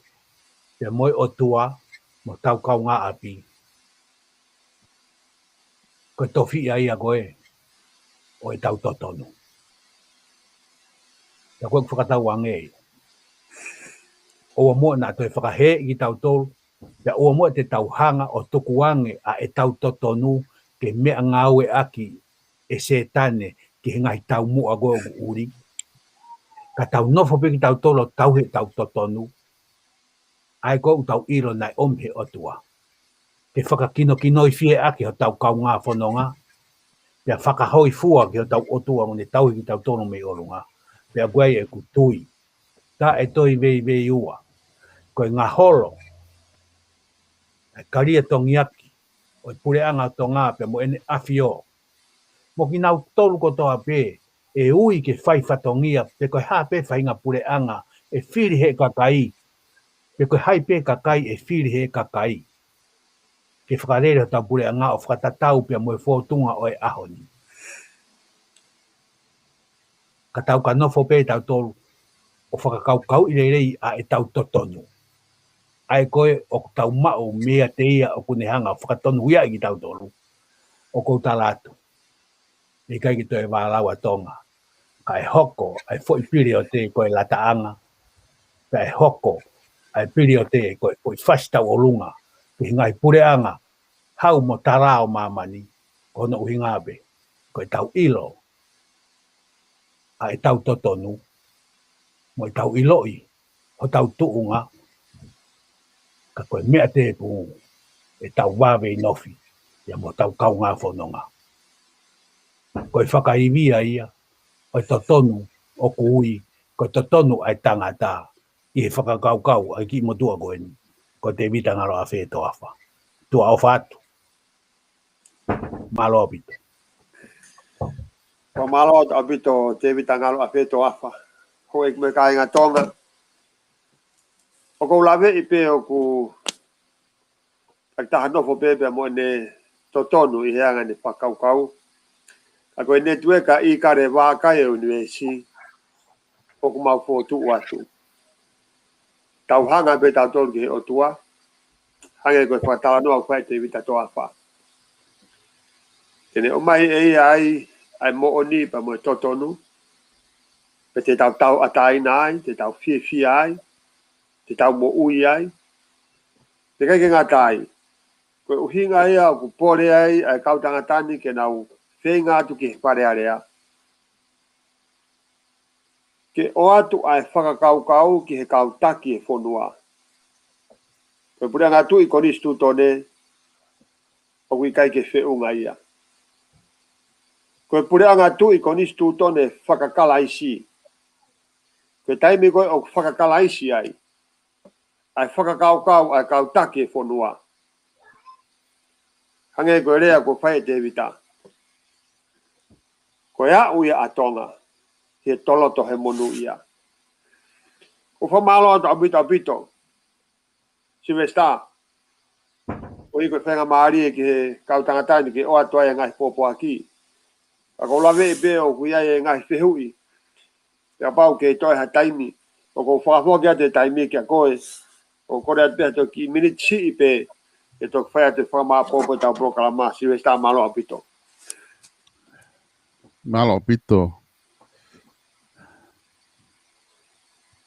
Malo pito malanga pe malo pito kau tangata ai proklama pe mo whamatala mahu inga apito ku ulawa ke mo tuku mai fiafini.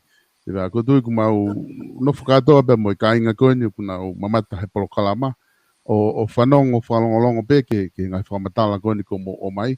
Tatau te fito ki hono race sio taufa ai mahu inga ke tauhanga o malu i tau konistuto ne pia mai ai ene hohaa ko hinga ko tau whakakau mea atonga ki siaina ka kai ke whelave ianga o tau whaunga pureanga pe tena kāinga pena e hoko mai lewa a tala mahu inga o ne hanga o toi whakamamawhai ai whakakau ko ki siaina ko hai mea ku tau whengai ke tau tangi ke tau pia mo siaina ko hinga pia na tala noa talo ke ngai paloparema o siaina te tau whehangahangai mo ia ki tau tolu ko ni i tonga ko taha ia ngai mahu poini mahu inga ko whai tala noa kei peto ki hangarewa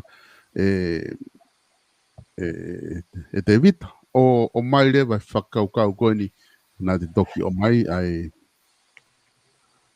totonu ko e tangata o kuai nai ha totonu e tangata pe ikai ka ko kore to pe ke o ato a fanki fehui e ka tangata ku ke toi pe tau taimi ko sai pe ke toi tau minute wanim ko ato pe ha fanki fehui o mai he ka inga me he na ka o mai ke tau proklama ke nga ke tau ki fononga to pe ai ke la pe ke tau tala no ai pe to mahino ngai ai tau agora tau whakau ke tau tala noa ke he fiafini apa te tau kamata pe me siaina paloparema ko siaina ko tu o ke ata hai e loko tui o ku ke paloparema hoko ko nga tofi hane kaila ka kai tonga ke ngai fare kolo sio ke ngai kolo tata ita ke te mo ui ha fanki fare kolo aia tata wanga pe tupu ha ke tonga ko tau whanki kolo, tau lere atu ki he koe api o mere, ko whare koloa mere, me whare koloa o sione, me whare koloa o mere ana. Ka koe tai ni mea ko tau leo ret ko alu ki fe na alu ki a sing song mo haifua u hingoa whakasia ina ia kana ufare koloa o whakatau me ai. Aia ko ngahi palo pare mai o mai i whamatala. Peka ki te lawe au ke palo pare mak mos o mai. O wai whakata whaake taha hoko tai ni. Ko ngahi tokoni ko asia ina ki tonga. E nau whinga aki mo tonga. O ku tokoni laha sia ina he tau solar energy. O tokoni laha sia ina hono ave tau ko spoti teu ke ngai spot fa pure anga ko ke ma o facility tonga ke ako ina tolu ona alu se aina o ako ai o kwanga se aina ave ai ngai scholarship ya ko toketa ako nesi ako fa fai to ave ki se aina ka ko falau pe ako ngai me ko fai helolo tonga ni e se aina ki tonga ka ko ke uhinga e ku sai pe ku ko ka ko falau pe ko lahi apita ngai tokoni pe ka wai meno ko ni nai fai na whahau kone no panga te au taha walu miliona. Kui tai nimi kui te au walu ono miliona. Ai no koni, ai ko pese te wani mai tau GDP. Ka koe whehui ko o mai he taha koe ni ke uhanga o atu ke mou ki wakai ki ai. Ko o pehe whehui koe ni. Koe haere vai whaunga te mou wheingi i whare area ke te kei aki a siaina ki tua mei tonga.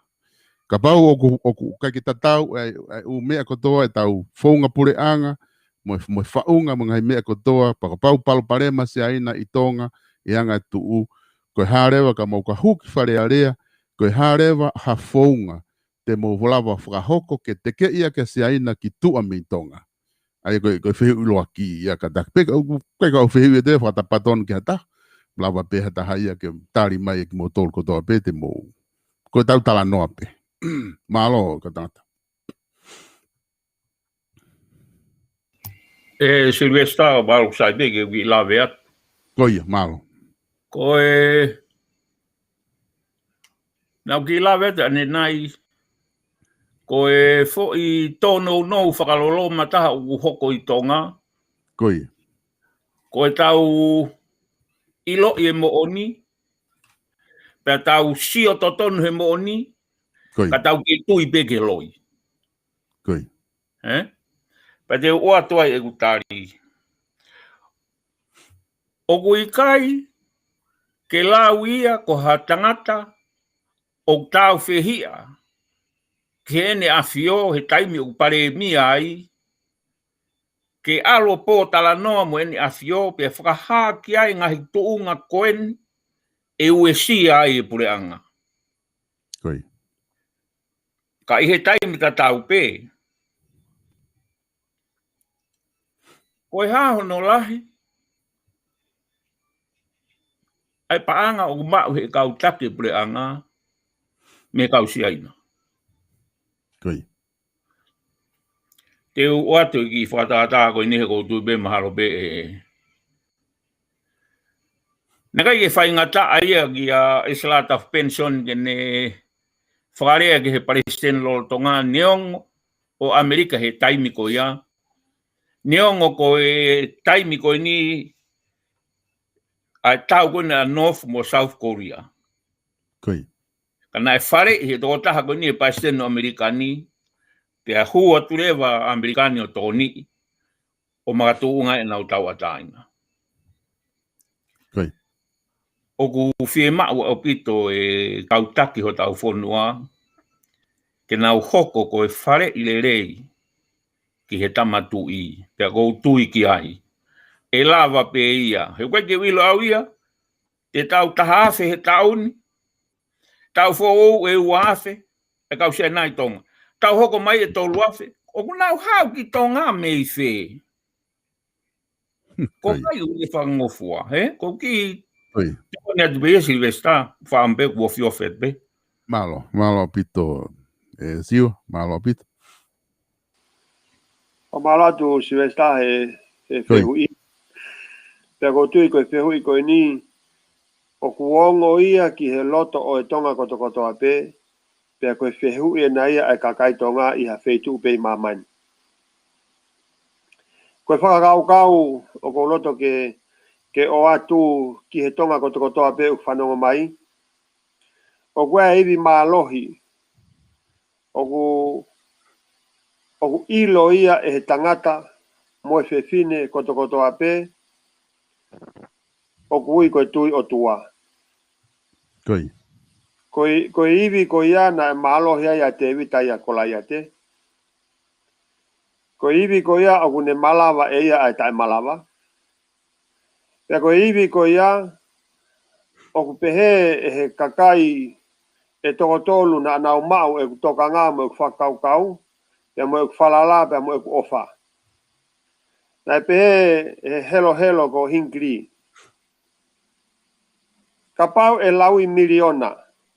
Ai kakai unau tui ki he hala. O ku kei hala pe ia. Pehe monsoni.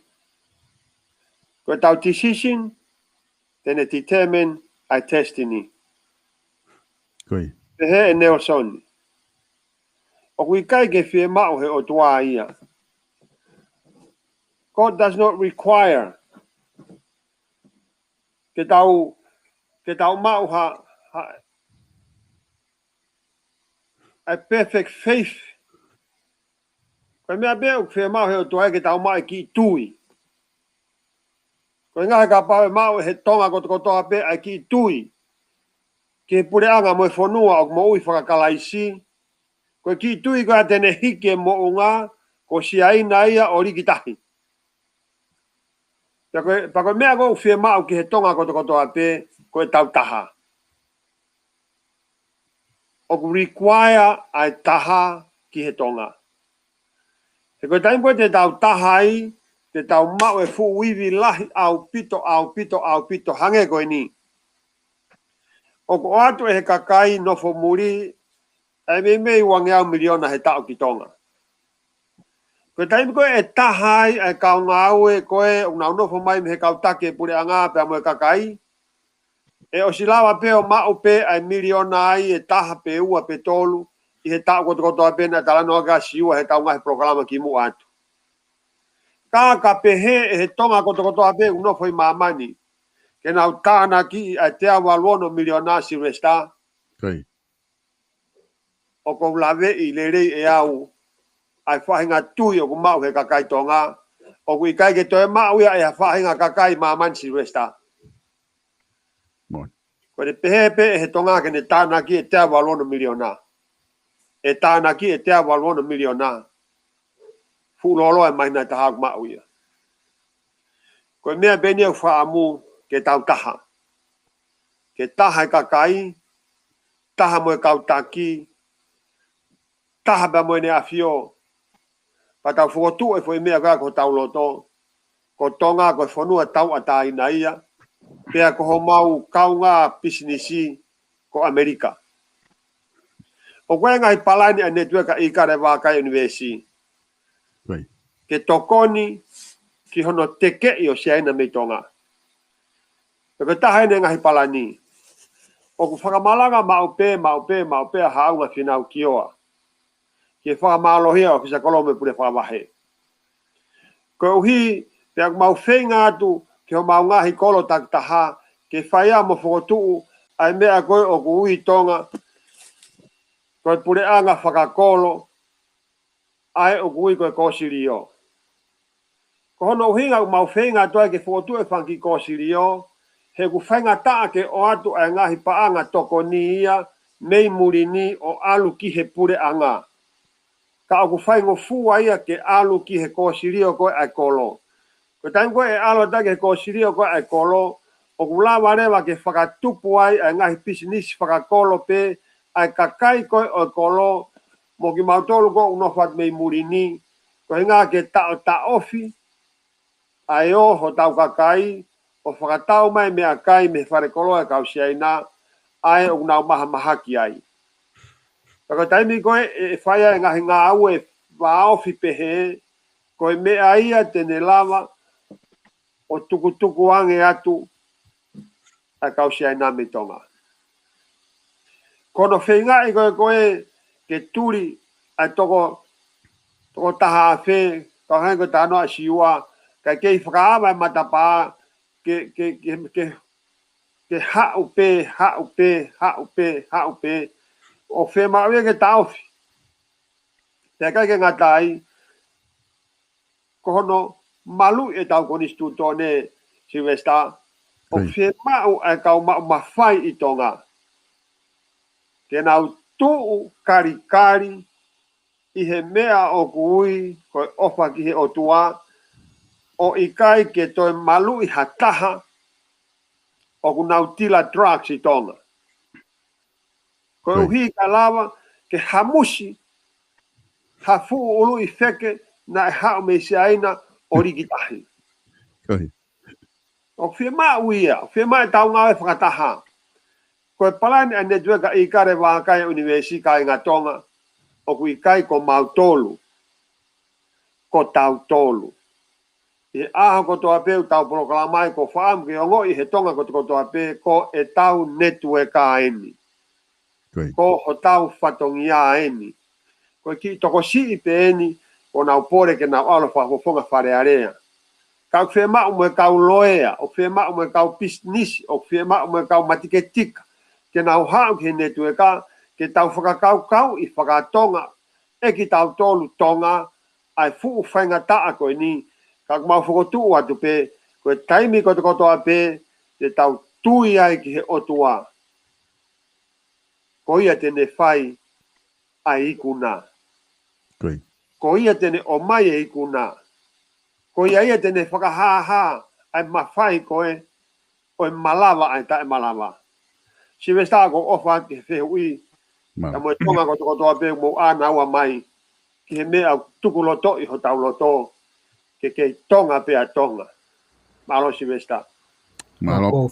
O fierea te mea koe ni Silvesta. Malo. Toko niat ke whihui koe ni. Ko tui mahalo koe te utari whakateknikare pe. Wata tau ke whihui. Ko si mahino peka e tau tore mea koko. Koe fo i ngau e koe o whai, o koe kaki ngau e si ia. Koe fo i ngau e koe ni e whikau aki pe ia tamata mea tau whaahau, mea tupo wono o lero a uhifo katoa, ki he kau whalala anga o e pure anga. Pea ko hono uhi ngā, koe whaahenga kansa koe ni o ku mo uai koe ho tau pure anga, koe tawha ka lahi, tapuanga e mo e whatahaan. He oku koutui koe whaahenga aka whia e nia, oku ki pere ngesi a hono ngā wei. Oku peo kai ke uloto whoki ki he wha talanoa o whikau aku muhangai mea hange ke tuhu ki a taha, mea tuhu ki a taha. Ka oku lawa pe e ata kai ke ne hanga o whakamatala i mai. Pe koe whahinga symptoms, o whahinga mea ko whaia e whoko utua. O koutu ilahi a pita o koe e whoko utua ia i o tau pure anga. O koe kia pure anga e hao. O au peke pure anga lorotonga koe ni. Pe o koe koha mea ia ke whaia ha loto vai ia. Koe ngahi, koe vai ko toa pe, koe natula whakai tangata pe ia. Ka koe fo i mea pe ni, ke tau toe whakatangata hifo. Hono whinga i ko ke whai hano whai to'o. Oku mahino ka te au e mea koe ni pe au koutu ilahi au pito au ki ai.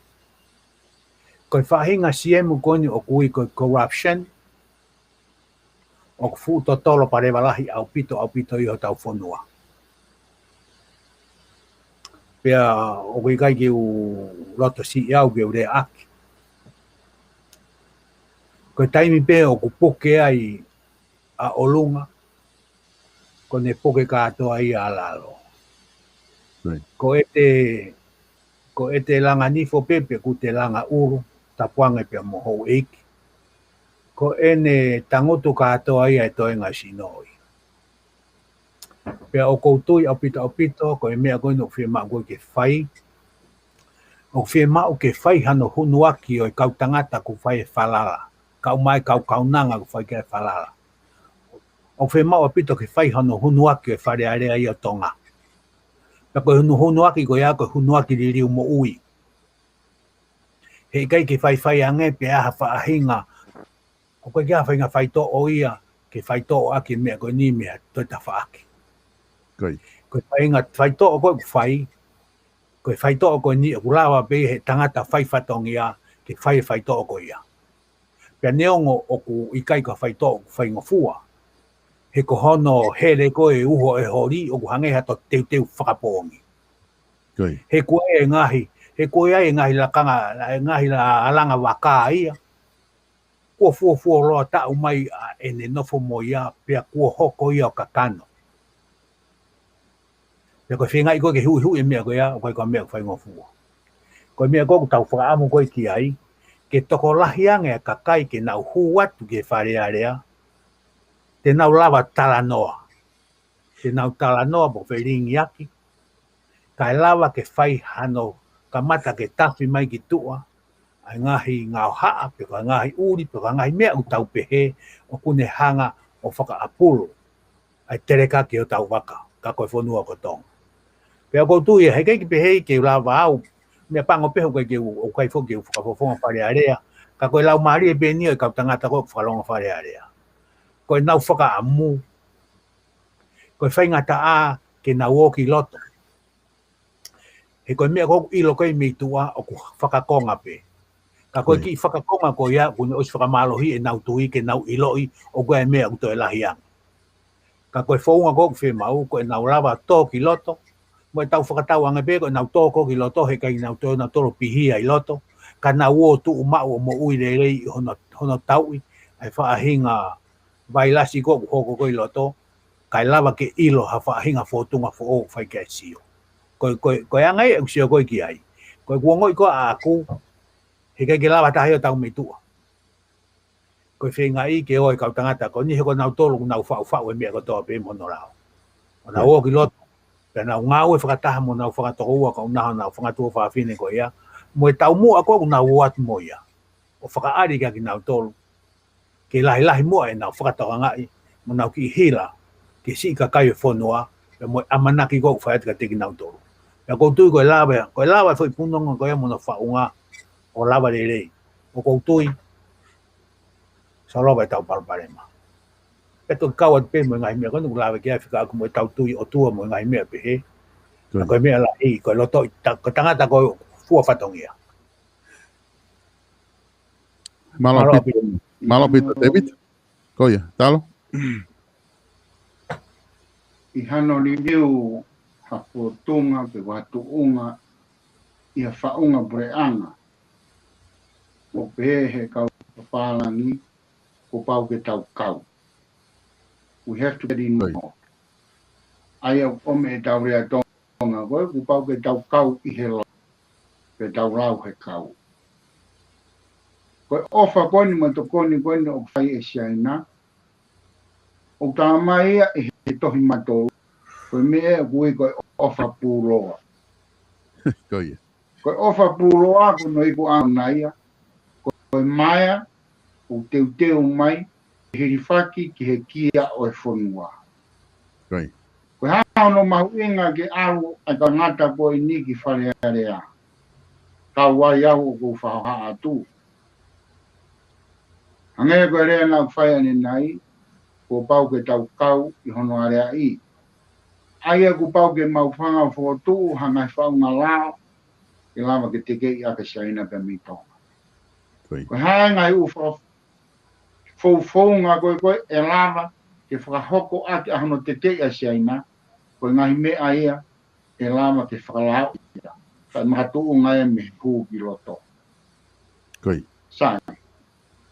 Oku whetuku mai ai ki whakatau ataina ko e ni. E taim kotoa pe o kulangai e siaso sisu klaise kaumane o ni ngā hau ki muini.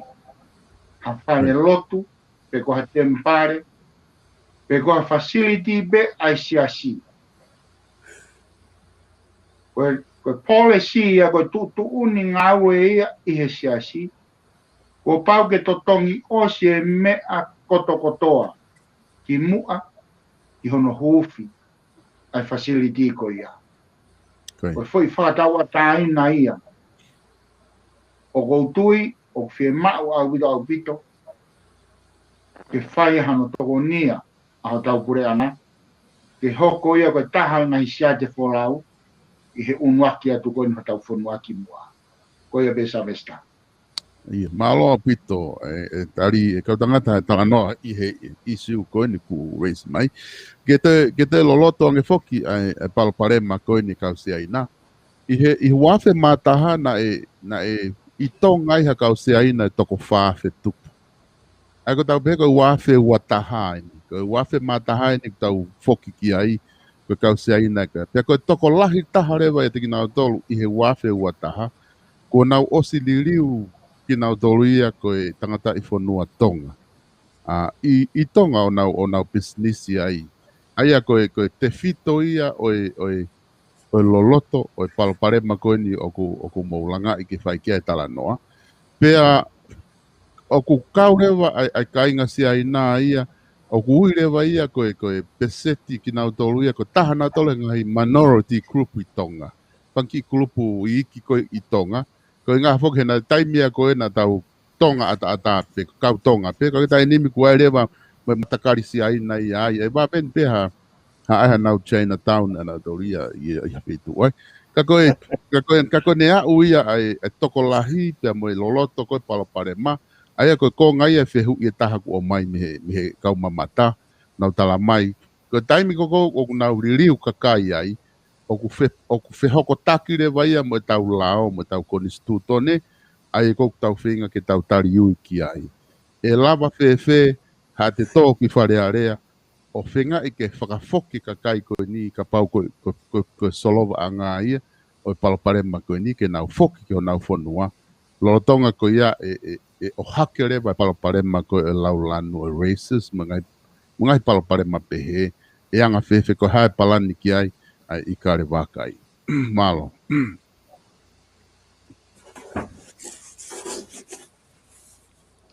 Ko tui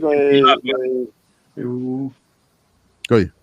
O kou tui o kou mooni au pito e whatanoa o ke whai. Ko e tōlahi o tō ngā o kou tui whafuofua ko toko taha kilu. Koi. Taha mano tupu pe koe ua mano. Koi. Kakai tonga. Sai. Pe hange koe tohi kakai koe nā, koe toko whaafe. Si aina. Koi. O kai ke fie mau ia ke whaafoki rewa nau tolu he taimini siri westa. Koi. Koi. O ke mau e pure anga ke nau whakaivia, ai ngahi sektoa ai kakai e whonua. Koi.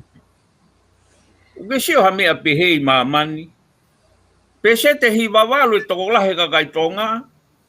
Pese te ua e kau siaina mo e kau palangi mo e kau franse mo e kakai kehe. Koi. Iriu ma koe ke whakapisinisi. Pese te hiwawalu e kau siaina ia. Koi. Kai pese te taha mahalo e kau tonga. O fie mau e pure anga.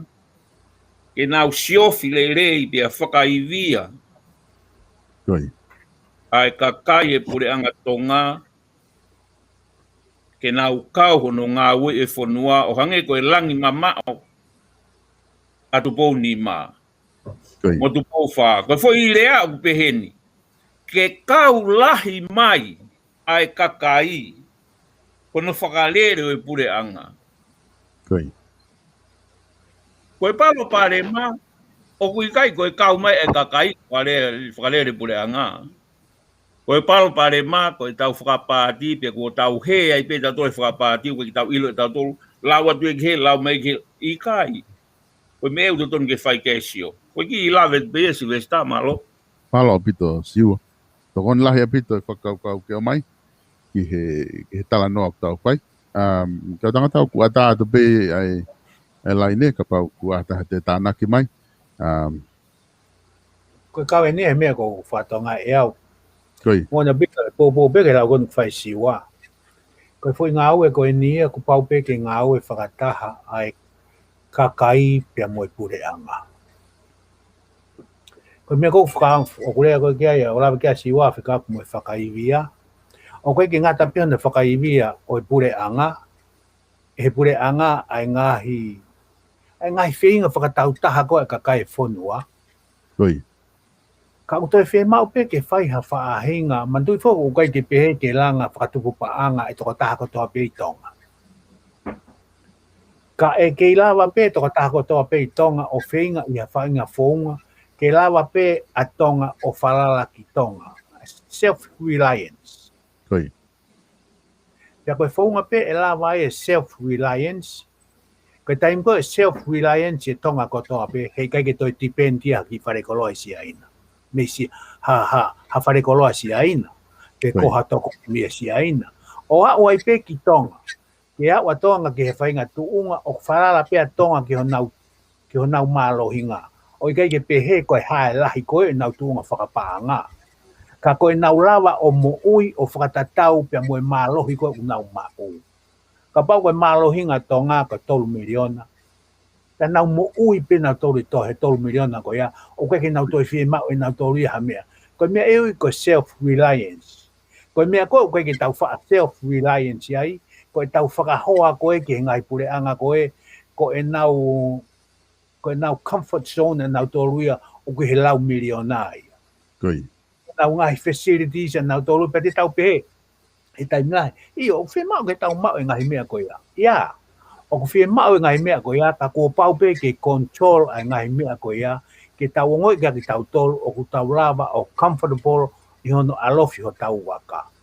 Pea ko pehe, koe kau he mea u tonu ke tokanga ki ai a tonga, pea te whakamamafa au heni, koe na ku lava siwa ia ki he pāti koe ke whai he pureanga.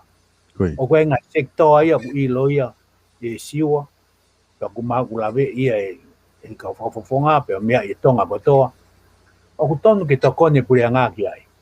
Ke langa ke kau mea ko ia, ko hinga ke nau whalala ki ai. Pea ke ngata ai, pea aloha ke kau tonga o whalala ki ai.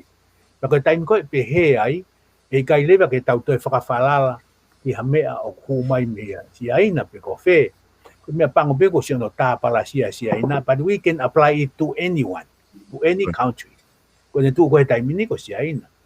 Pea o koutui, koe mea whainga taa whoki, he koe whainga lao, pea koe lao whakamamani lahi, o ke kau aki pea moi. Hangai tau whakapa-apa aki, ka kai mo ngai mea pehe. Ke ona tau whainga urunganga whakapea piriane, ke tau hanga tūre ka kai koe ni. He nana o mai pe, ko tuina ke kia tahe nau tolu nai hu mai o force mai nau tolu ke nau maa whakamalohi nau tolu ke nau o mai. Ka koutui pe nai pe uhinga nai whainga whonga na nau hu mai. Ko hono siwi whakauriri ke whonga na nau hu mai, tu katuia ki ka kai ki nau whaia. Ka koe mea kou koe ki ai, o kouto kanga o pito au kai ke ngata pe i hono whakamalohia ai ngahi private sectors i tonga. Ke nau lava tu i nau toru pe nau lava o compete pe mo kakai mo kau muri ko ni. Kai ngai i time da tau pe. Fe ngai o tau kakai tonga ke nau tu mo nau toru ia. E ko nau te heke kau sia ina ia to Vestapolo. I he kere ko kakai tonga ko na nau nofo. Mo to ngou mo hafua. O pe ke pe ko ha me hoko ka pau e tu hake tonga ko to o ngou e. Ka tu hake tonga ko to o ngou e pe na unga ue i ho tau fonua. E kai ki to e mau hakon ke ia e sa ina neonga lahi ne panga ke ne hanga lisi he kuo ulu ia tonga ia ki he mea kui koe self-reliance. Koe nau mau e whainga ongo ko ia te nau ngā ue ke nau malawa pe nau tolu o whalala pe ki nau tolu i kai ki to e whawharara ki a tanki a mea ke. Pea koutui e au pe ke taimi ia he kai ki tauhanga tau tolu te whakamore ha atu hatohi mo taratu te ke whoki koe a whee. E hanga pehe kau sia ina ia o whakamawahi pe nau tolu, ia nau tolu pe ki a tonga.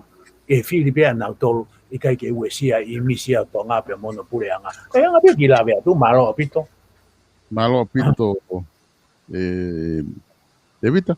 E kau tangata koe mea pangapufok koe ose tau taimi, aku ke iai pe whanki te ke tau wau ki he ke kawe inga mahu inga koe nina e tala noa ia a te vita ai hono whamatala ko hae tau totonu, o wainaha tau totonu, ka te u tuku e whekawe inga ko ia ke te ke moutoki hoki tau toki hoko atua he wikaha au, o tāna ki mai moha ka veinga e malanga i ango whafofonga ki tau tala noa ai. Ka o atu mua ki whaiwhehui whakaos ko ni, kore mai he toko taha ko ni, ke o atu ke he ia me tau tala noa ki se aina. Ai a ko e whehui ko ni upehe he toko taha ko ni. Ka taki o whehu i atu ke kau tangata, pe o kunau pou ke tohi tangi, ke whakafoki hono whiri e pare mia, moe kau minista ke tui. Pe kono whiri ko e pare mia ke tui. Pe nau tala mai mua ko hae uhinga, o mea ko ka pau nau pou ko hae uhinga, pa ka pau kui kai, ko hae uhinga koe ki nau pou wai. Ko tui kumahino atu pe whehu i, ai ma ko uhinga eni ki he tohi tangi. Tohi tangi kono mai. O mahino Koi. O au be ni ai. Koi.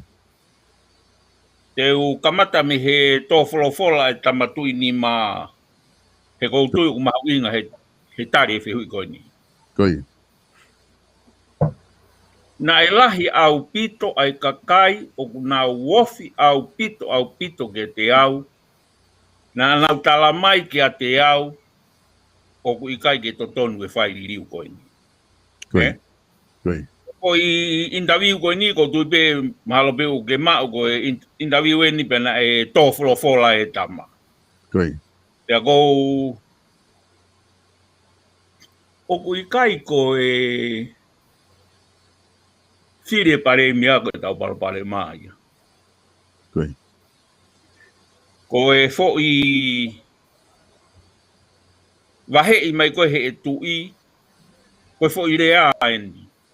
Ho eik, fe unga pe mo toru hena, he toko hiwa.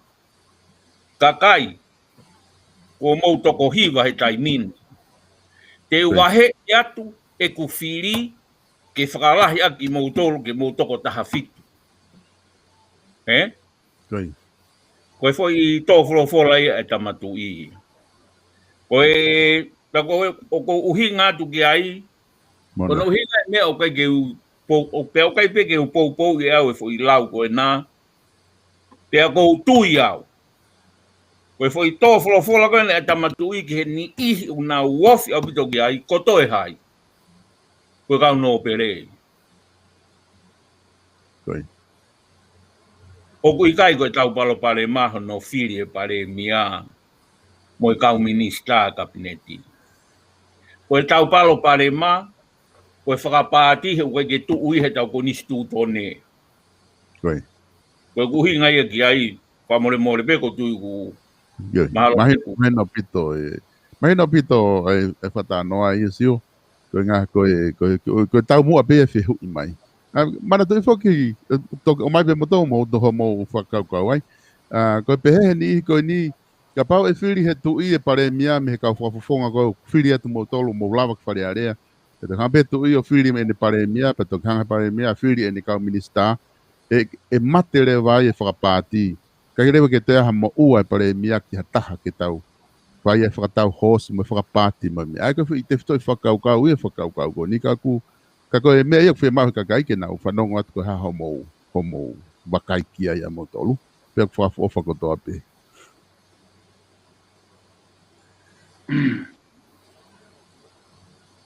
Malo abito si vesta. Koia, malo e... Ange pe o ku whanongo mai e tonga kotoa pe ke ne tueka I kare waka universi. Tawa taina apito pe tangata kotoa pe ku hau ke ne tueka. Koia. Ko hi o ko lawe ai whehu I koe ni whatatau pe mo e tohi koe ni koe ko o sportu he kau tangata I tonga. Koia. Koe mea ko tau ilo I koe talu e hoko ai liliu koe ni ke whonua. Koia. O ku hange, o ku lahi ange ai palo pare ma I he lelei koe na e totonu ke mauai. Koia. Te koe ngai palo pare ma koe ia hange pe koe o ku mo whanongo ki ai. Koe ne teu pe ai whaahi ke nau huo pure anga. Koe ne hua pe whaahi koe ia o toka ngai pe e nau tolu e nau wahenga ho nau kau whafofonga. Koia. Pe hanga pe e he tama koe ia na e whiri e he kakai koe ia ke pare mia. O toka ngai pe e ne whangapone. Koia. Ya koe ne ririu pe koe ai pure anga ki he pāti e taha. O ku hoko ai pe ai palo pare matatau pe. Koi. Koe whehui koe ki he tonga. E tuku a whe. Koe ha vete anga o e whakapāti. Koi. Ka pau e vete e he whakakau koe o kui kai ke toi whiri e he kau whafofonga ha pare mia. Ka pau koe uhinga ia o e tohi tangi koe e whakafoki pe ea ke he tui ke ne whiri e pare mia koe mea ia lava o ta ofi ai. Koe ha ai whakakau a tau tolu ki ai. Ko au. William Poloviri ai koe o ku ka hawa e ki kakala ai ho e ki koe mau malanga. Koi. Ei Amerika. Ka pau koe mea eni e tuku ai e palo pare ma o glorotonga hoko he fonua koe nofo fe sio whaki nofo fe kei ia whae mea eko ia. Ka pau pehe he kakai kon te nao ki wharearea te nao lape nao tol o tuku e whakapāti. Pe tau ai ke tau sio ki ai o kumone lava hoko. Koi. Koe kala noa ia e se westa. Malo pito. Me Malo pito. kawen he mea e siwesta ko uongo I maupe au ia I taimilahi. Ko ngoi ko wharato mamahi au ia. Koi. Ko ne ai whaarea tapanga pepea mo ho eiki kaurea pere mahino. Ai whaamahea mai me he ngalu ea ai mea koe ni tauti whitu ki whakapurit kare. Ai mahino ai koe pure anga pek. Pe koe pure anga patoa. O koe kai keu tare ea e mea koe ia. Koi. Koe mea pe kou ilo ea koe pure anga o tonga. Pea koe taimi ko ua umai ai ke mea koe ni ke whiri koe pare mia. Koe mea koe mahino kaka te au koe pare o pehehe whakakau koe pare mia o tonga. Ka kohona mo ni koe pare mia o pāti. Pea koe taimi ko o no whakakau ai hange pe ko mea ulawe ki ai. O ku nofo e whainga lau maare koe ea pe koe whahinga focus koe ea.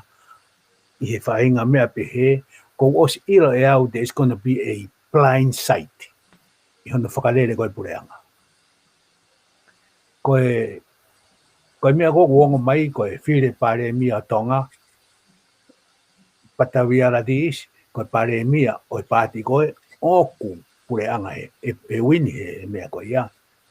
Pea o kuo popo I au pita pea o e programa koe ni. Koi. O kai ke whire pare mia au ka pare mia a pāti. Ko ui ko whire pare mia pia ui ki a pare mia ai pureanga o tonga. Koi. Pea o koutui koe whaunga pe ia, psychologically, it has an impact on people's mind and how they react to our government. I he whainga address ko whai koe ki he tau mea. Ka koe ngai polo karama, ko koe mau whanongo ki he, nau whanongo ki hono interview o tangatai ki pare mia, pene pe. Koe polo karama koe ni, koe polo karama ia a mautoro. Mau whakarere mautoro, ko mau pureanga mautoro wen. That kind of attitude, o kai ke tui o ka pia ka polo ia ki ha nation. O kai ka whainga attitude e na ia o whiunga, pe mahalo koe anga peherea ke whamahino ka mahalo koe ke winga pehe. But koe mea e ku sounds, o ku hau. Pe o kai ke tui au ia, o ku hoko ia, ku ha whaahinga, dignified quality of someone to be as a head of state. Koe ke pehe ke tui ka ihe whainga in the same sense, ke hoko koe taki o whanua. Koe mea o tui ai koe ki ai, pe kai ke ngata ai, o koutui e wha utaha ange kakai, e ma opo ange kakai, e kau whakataha ange kakai, e taimi koe o pehe ai. Koe o kou poupou o pito pia uia ki whakaukau koe ni.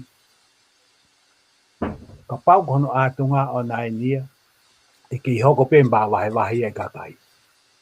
E kiki pe e mā wahe, ko toi hoko e nia mo e mā kehe. o toi whakariri whange mā ke ia, pa tau whanau pe tau he ngalo ea he ao ke ao.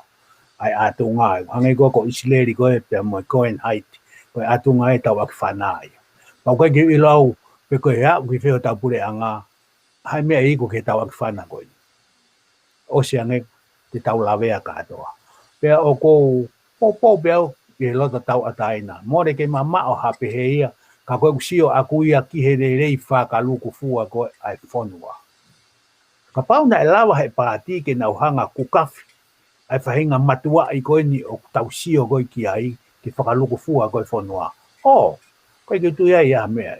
Ka kou tui o talu mei tuai pe aku whakahistoria, pe aku whakamoni i whakapunsipare ia.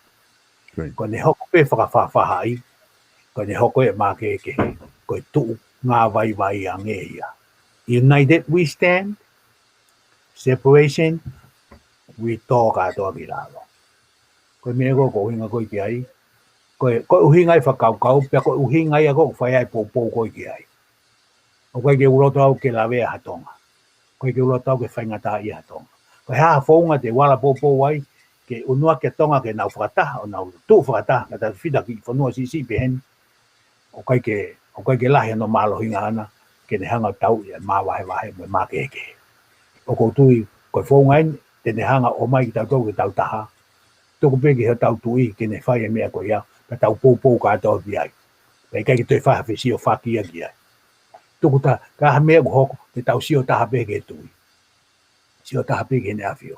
Ko te tuko he taimini, o kai ki ilo te tau tuhu ki hai, te tau tuhu ki hai, kai ke toi hataha e tau tuhu pia ose ange, e osi ka atoa tonga au ke tau whanau he halaia, he mea kai ki nau kau na tolo ai.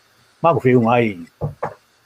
Malo apito, ka te wate whainga maari e koe ni, ki he ongo whafofonga ke talo pia mo talo, ka ki wrap up mai, ki mo ke tau whiunga tau proklama he whiwhin. Malo apito, ki he whihui koe, wa osi kau ki siaina. O kou he lawe atuai, hono pior koe, oi keisi koe ke te ke e siaina. O kia mo foi kau hana la lahi ai e ua. Ua ki koe hae motives koe, oi unu mai a siaina ki tonga. Koe hae uhinga tau te whito. Te ko hono ua, koe hae e nau secret agenda koe anau tōru. O kia hanau asenita whakuripuri, e fua tau, ai ongo kau hala koe ni, me he u action koe, ai u tahunga tonga, o i kai ngata pe i tonga, ka koe ngahi u whonua o i Pasifiki, ka me whakamāmani lahi. O hange koe ni. Koe COVID-19 hewa koe ni ko pā i aki ai mata hufanga he whatapu. O Amerika mo māmani e siaina. A pandemic koe ni. Koe hahono uhinga. Ko pau ke tahunga to'o ka atoa mai, ngahi u action ko ia, ngahi u mooni ko ia, o whakotu ia, ke piot ka ke tau keisi, ke tau hanga present ia, i loto i he wharearea, ke whau me ai, ha makatu unga, ke petition kai ka kai. I taim ka mahino ai ke ka kai o tonga, ai ngahi u whaunga whakotu ko ni, ke ngahi moni mea ko ni. Ka petition ha toko warunoa, ha pesete warunoa o tonga. Na behe foke e siwane, na iko pesete hiwa waru o i kakai tonga, pesete ua shaina. Pea o ku reverse le vai, he taim koko, Hawaii ke businessi, ma o i shaina e pesete hiwa waru, ka paude e tonga ia, ai pesete ua. Koe futu, ko ia, o foi fetongi tokia ko ia, o kange koe tuki, koe merivita nariwa. Koe fu heo meo, koe fu toki, pe taha, koe te he, ka tau, koe mate, ka kahana, koe mate e meo. Ka tono se ai koe meo. Ka kou pehe e au. Tau ai e ki whaunga koe meri. Tau ki miiwe tau manawa, tātana ki iwi, o ai hafo i tuki pe taha. Ka neongo ia, o kou kore atu sa vesta. Koe ngā, koe case koe ni, Koi. Pe ka pau e kore ka nau tona nau ome whihui koe ni. Pe hange koe koe whihui whakaosina e tuku mai. Tuku mua ke omi a uhinga Koi. I he proklama hoko. Koe ngā ke lama mau hatai me lei te whai hano tāra noa le lei. Koi. Hange koe ia koe whihui koe ni pe oku pou pou e taro mahu inga. Koi. Ai poi to o koe ni ke whakafoki ai mawhai pe koe ke whiri pe e he tui ai paremia. Koi. Koe utari ki ai I he ahoni. Pe koe utari mau be ia me he toe ngā koe o e kumo ui. Pou ka kato a taro mahawinga ki ai. Koi. Ka wikai whiunga ai lahi o taimi ke o atu ai ai whamatara ki ai. Pe koe o kou kore atu sa ke star pe kou tui beka pau whanonga mai ki nau toha nau toi whihui koe ni. Tuku moe ke utohe whoki mai. Mo ongo uhinga ki ongo foi whihui koe ni I he wike ka hau ka te utara noa atu ai. Pakapate nau whia maari ki ai maro. Malo pito e talo. Pavo fo pito e tau te hoko atu pe ai I he wike ka hau. Pia mo ngahi mea ke he te motoki tala no kei. E siwa ki rep mai tai nimi ki whaka mapopo mai. O siwa kadake o ki whamoi mai. Whamalo atu ko ilo e peo ki maulolo e tau whatahang. Koi. O whamalo atu pe he whawhainga maari e o mea ngā we ke maulawa o rea atu ai ko tau kai ngā ki tonga. O ku watu hene ofa ki he kai ngā tonga ko toa pēna mo whanongoa mai prokalam koe ni he whiawhin. Pea pe he ki haapai taha tolu. O kia e o whalahi atu a bito ka teki mō tolu. Ko e pore o whahe motuani. Ko e whamalohia ho tau pureanga CE. Ke whakatafe mai me pureanga lahia hangai whainga maari e. Ke tau langa ai. O ko o whalahi atu ka teki mō tolu. Ko e ngatanga pe ki whahoha a malo o pito. Malo pito e siwa te vita te ki whamapopo mai. Se está ko whamalo at peo he fin. Ko e mesi si pe te wawe at ki ai whika mo si ai na. Ko whamanga pe ki he pureanga tonga. Ke ki tau matolo atu angeho no toi whakahu hono whakahu citizen I mai e tau ai kau si ai na. O tui o whakalao pe ia. Hono tari koe ke hu citizen I mai. Sai beka pau na mai peo ewa mo mea pehe. Kai ki ai ke kia whakangata hono tangata I whanua I ha kau. Ai na mago I whonga whakapoto pea mo whakamolare whiunga. Ke whakangata I ta whako ia. Kai tau lava control ai anga ai whainga fluctuation koe e hoko I he immigration. Pea koe whakausi pe koe whakamalo atu he whainga maari o e whiawhini. Pea moe koe whakamore ki he tonga katoa ko mo mea mai he ngalu ea he whiawhini ko ia koe programa I kare wakai. Te ria na e ai ha whetapa pea moha he atu hinga. E whihangai po mo whakaukau o hange ko whai hano tolongia hata I kai. O ko hinga taha pe koe sio whakaloku fua ko hinga koe lelei a tonga. Ko hinga pe ia o e whakafotunga e whiawhini pa ko whakatawanga pe I tau toi whio piloki lelei I programa ko mai whamalo atu. Malo o pito, levele vai. Malo pito, te ita e mamalanga ko e taimia na mau. Whamalo ata pito Silvestre Tonga. Pange pe ko e ngai whamalo ko koe atu e he whafofonga ku whaamu ke whiri ai a tonga tapitu ma te talo mahu inga. Ka maa whoki a siwa tauwha ki hapai taha tolu. E pe whoki a te vitanga roa pe toafa. Hoi kume kainga tonga ku mau whamalo atu. I hok mo kei whanongoa ai tau polo kalama ne tueka I kare wā kai universi. Ko ki tau tolu eni o tau whaamu. Ke hoko pe a tonga ko tau whonua ia. Ke tau whoki a pe ki tonga tau tolu fo tua ngai whonua murini. pe tau foki atu pe ki api. O kai ke tau whaamu ke tau foki atu o liliu mai ho tau api. Ko hi ko e pure anga lahi mo iwi lahi ko siaina o tau hori ke tau kaunga kau mea mo ia. O whaamu ne tueka i kare wākai universi kai ngā tonga ke hoko Amerika ko tau kau mea ia. Pea ke hoko ai whakawhalala ki hono langa whakaekonomika a tonga ke whakawhalala mai ai pure anga tonga ki he kakai tonga nofo muri. Pea ke tau ngā au e whakataha pea mo e kakai i tonga ke langa ki hake ai ngahi nisi whakatau taha ai kakai tonga i tonga partnership mo e kakai tonga o nau nofo muri. Pea ko ki taua pe tonga te talanga hake a tonga. O mau whatawange o hoko e proklama koe ni ko ha mea ke ne langai ho tau loto ke tau toe whai tahange. Ko hi koe langa ngāwe o whai he ne tueka i kare wākai universi o whakatau mua pēa ke mea taha. Ke hoko a tonga ko a pure anga tui ko nistu tone whakakalaisi. Pea ke tupu hake e tau whanau mo e tau whamahapuna o ku kei viringia ai fuka o ta whonua. Pea kei tūtai ai moto o tonga koe o tua mo tonga o tofia. Tala monua ke hengahi whenga ngā aue kotokotoa pē.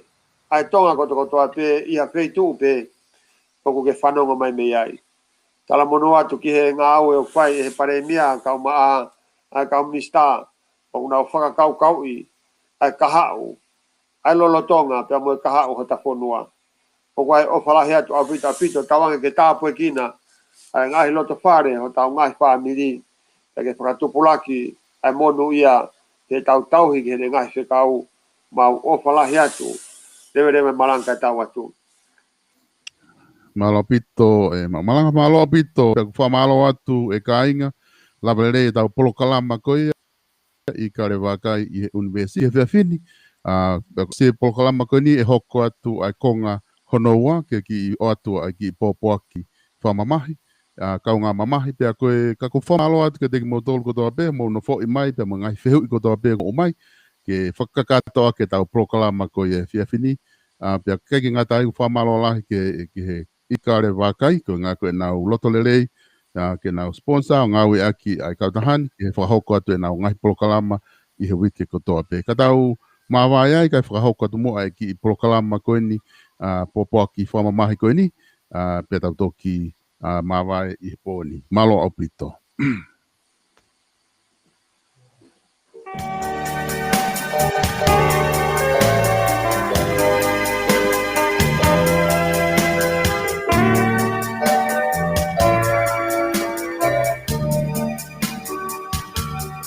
Aku masani ai ne aku kai ai ofai api fia ai ne aku kai ai ofai api Aku menino, ai famili, amai ai ofo, ofani, aga anu ai ai ofani api. Oku fia ai famili, ai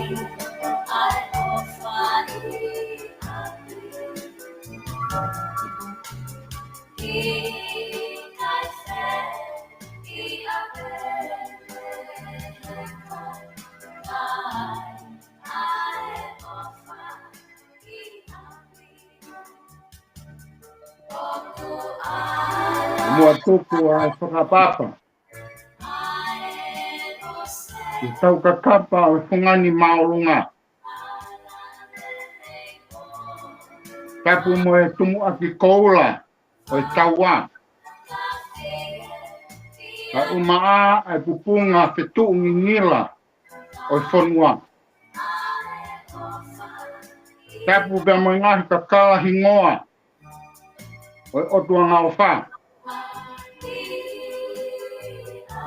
Tapu kia katapu. Kureiku. Tongi. O te he foki kia tau moi penu. Mo haa puke kafa whanua. O kou kore ke atāange mua. Mo tala mua ki e whanua malu. Kau hufanga atu he sia te whalau. Ki whanua hau. Watawange ke ngofua. Kau hua lela. He tala mu atu e ngalu ea. Asi mabu hoi ai paea. Ai hoa o paanga. Oi pekia. Konga kovi. Moyaki ola ve hala tuha. Meine sia ko veiongo. Kau maasi I fofonga sio noa e whanau. Ki ulolo wao la tusi la tolu tuha. Sitareki puna I waha tuha. Lesili kaloni kare kare. Ane faresiu tuha. La tusi la tolu tuha. Kamu Alfonso tuha. Te pehe foki ke whamako puna katoa. O tō kai e peau here ngalu o e hou whanua. O ne motu hia. E whireano e kawhora lava ho maki pununga masiva mo tairoa. Ka kotoru sila o e whakahifoanga. Isa ai tangata na iloa he vaiso ata. O sio saya. Kafo kuota. Ratu sila tolu tuha. Nane pari ko au ki hono ui. Me o pita o kolapa. He aho tongonaki. Koe aho tolu o epeleri o I wafe wataha. Kone haamo ai whakapuepue. Te kone whea hataulerei. Watulo wat. Moe molu malu o otu mapa o hahavea. Ka atange mua ke au takiat. Aki popoa ki tuani. Ke eiki no pere tui wakano.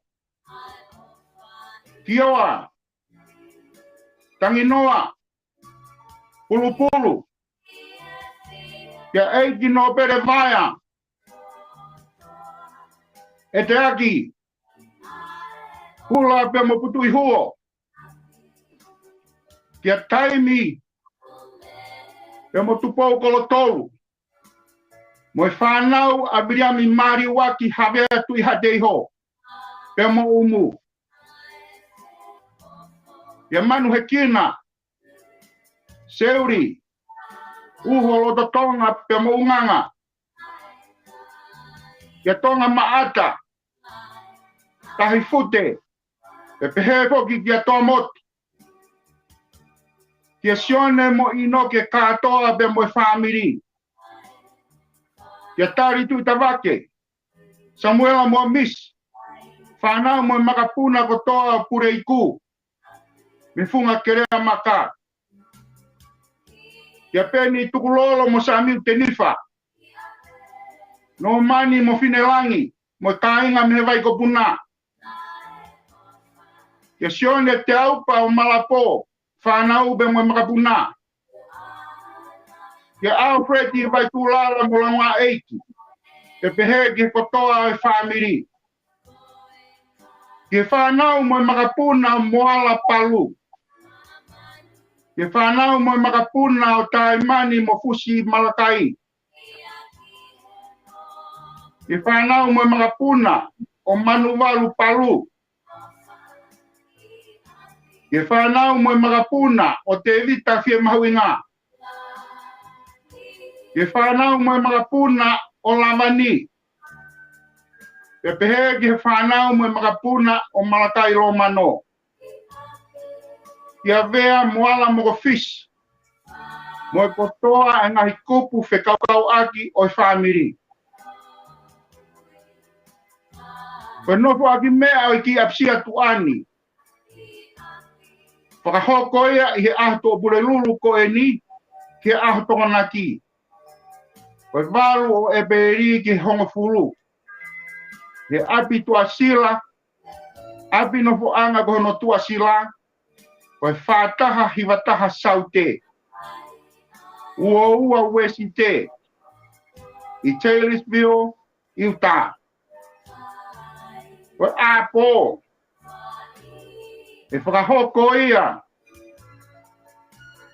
i he sāpate, aia koe, e peleri aho hono tahataha.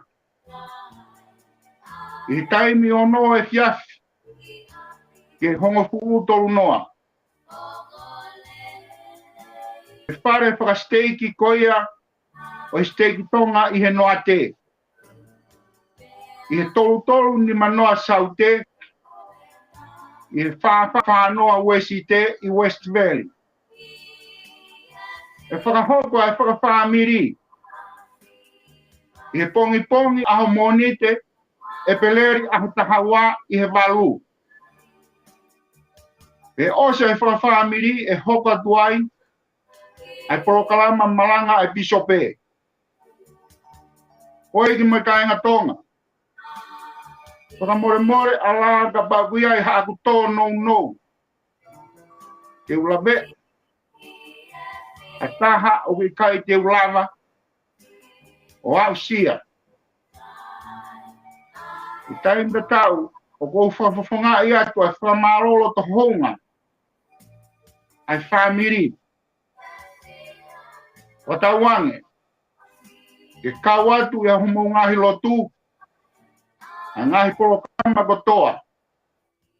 Ki hono whakaheke heka. Ia mo whakamawai koia. Ia mo sosaia. Taifa kua tā. Rā tū sila tolu tuha. Whakapapati. O au talo mahuinga. I loto. Ma uraro mo oni. Te tek mau tolu kotoa. Levrema malanga tau tatawat.